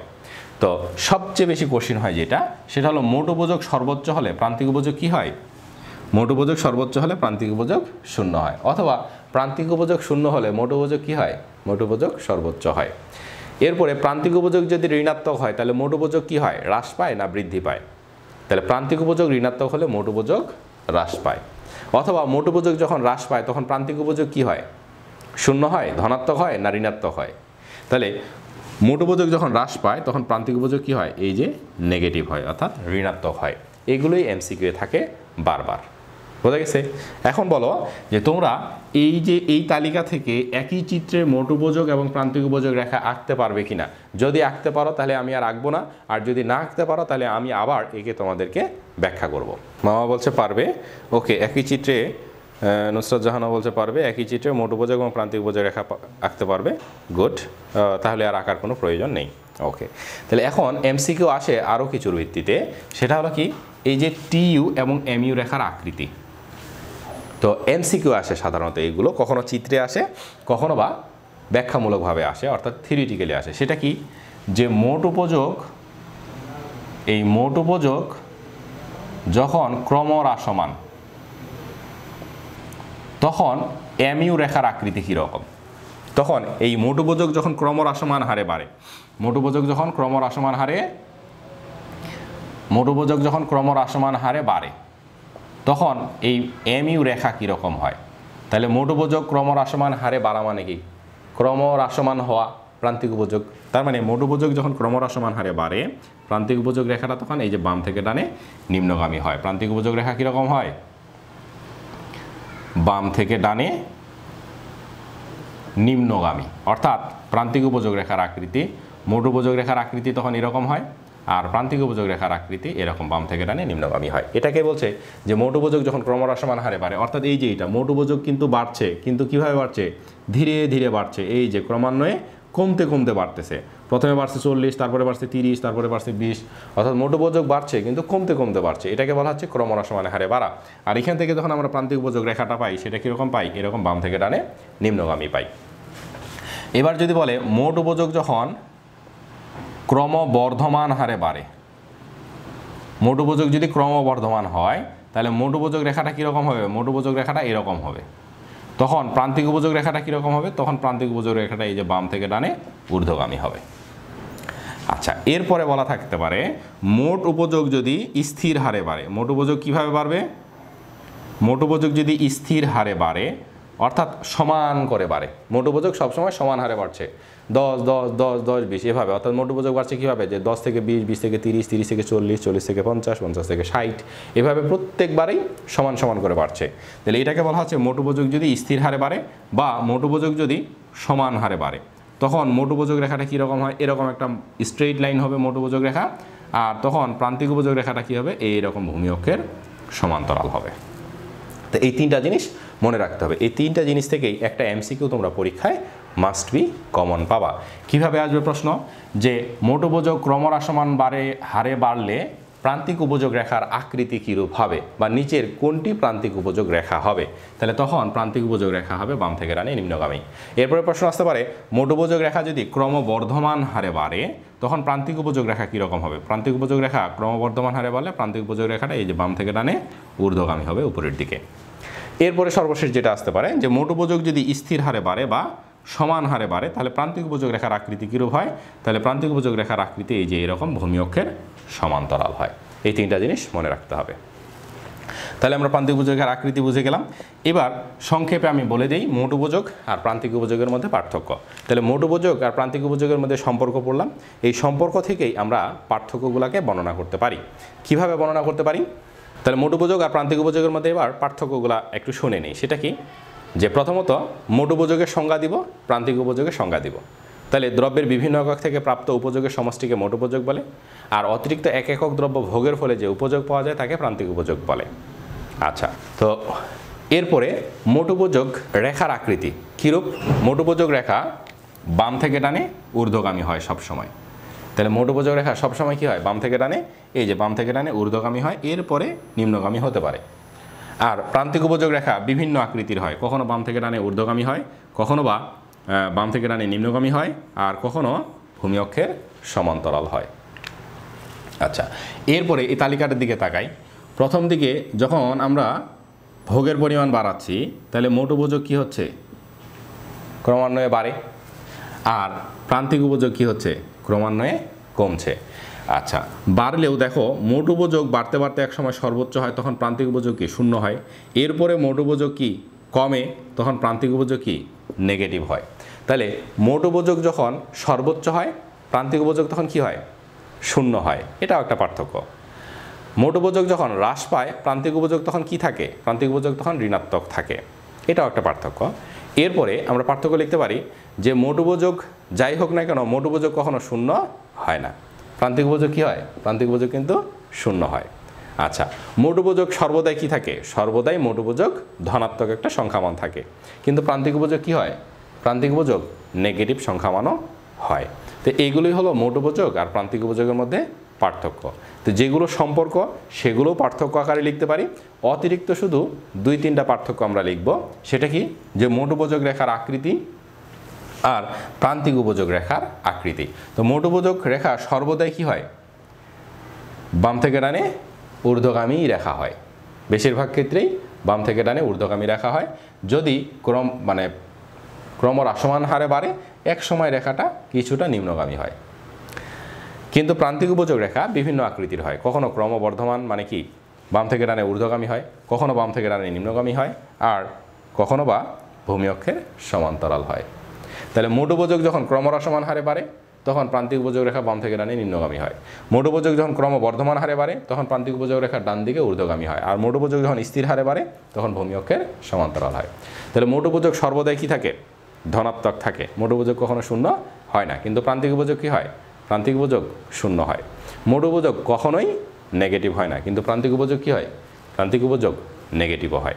এগুলি হলো মোট উপযোগ আর প্রান্তিক উপযোগের মধ্যে পার্থক্য। তো বুঝতে পারছো কিনা?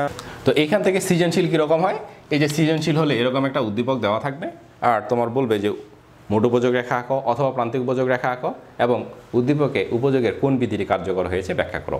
অথবা 4 নম্বরে আসতে পারে কি যে উদ্দীপকের বিধিটি কি সবসময় কার্যকর হয়, বা উদ্দীপকের বিধিটি কোন কোন ক্ষেত্রে কার্যকর হয় না, বা সময় ব্যবধানে উদ্দীপকে উল্লেখিত বিধিটি কার্যকর হয় নাকি হয় না, এটাও থাকতে পারে। আর অনেক সময় আমাদের কিভাবে থাকবে, অনেক সময় আমাদের একটা চিত্রই দেওয়া থাকতে পারে, মোট উপযোগ রেখা দিয়ে একটা মোট উপযোগ এবং প্রান্তিক উপযোগ রেখার সমন্বয়ে একটা চিত্র দেওয়া থাকতে পারে, এই যে এটা চিত্র দেওয়া থাকতে পারে।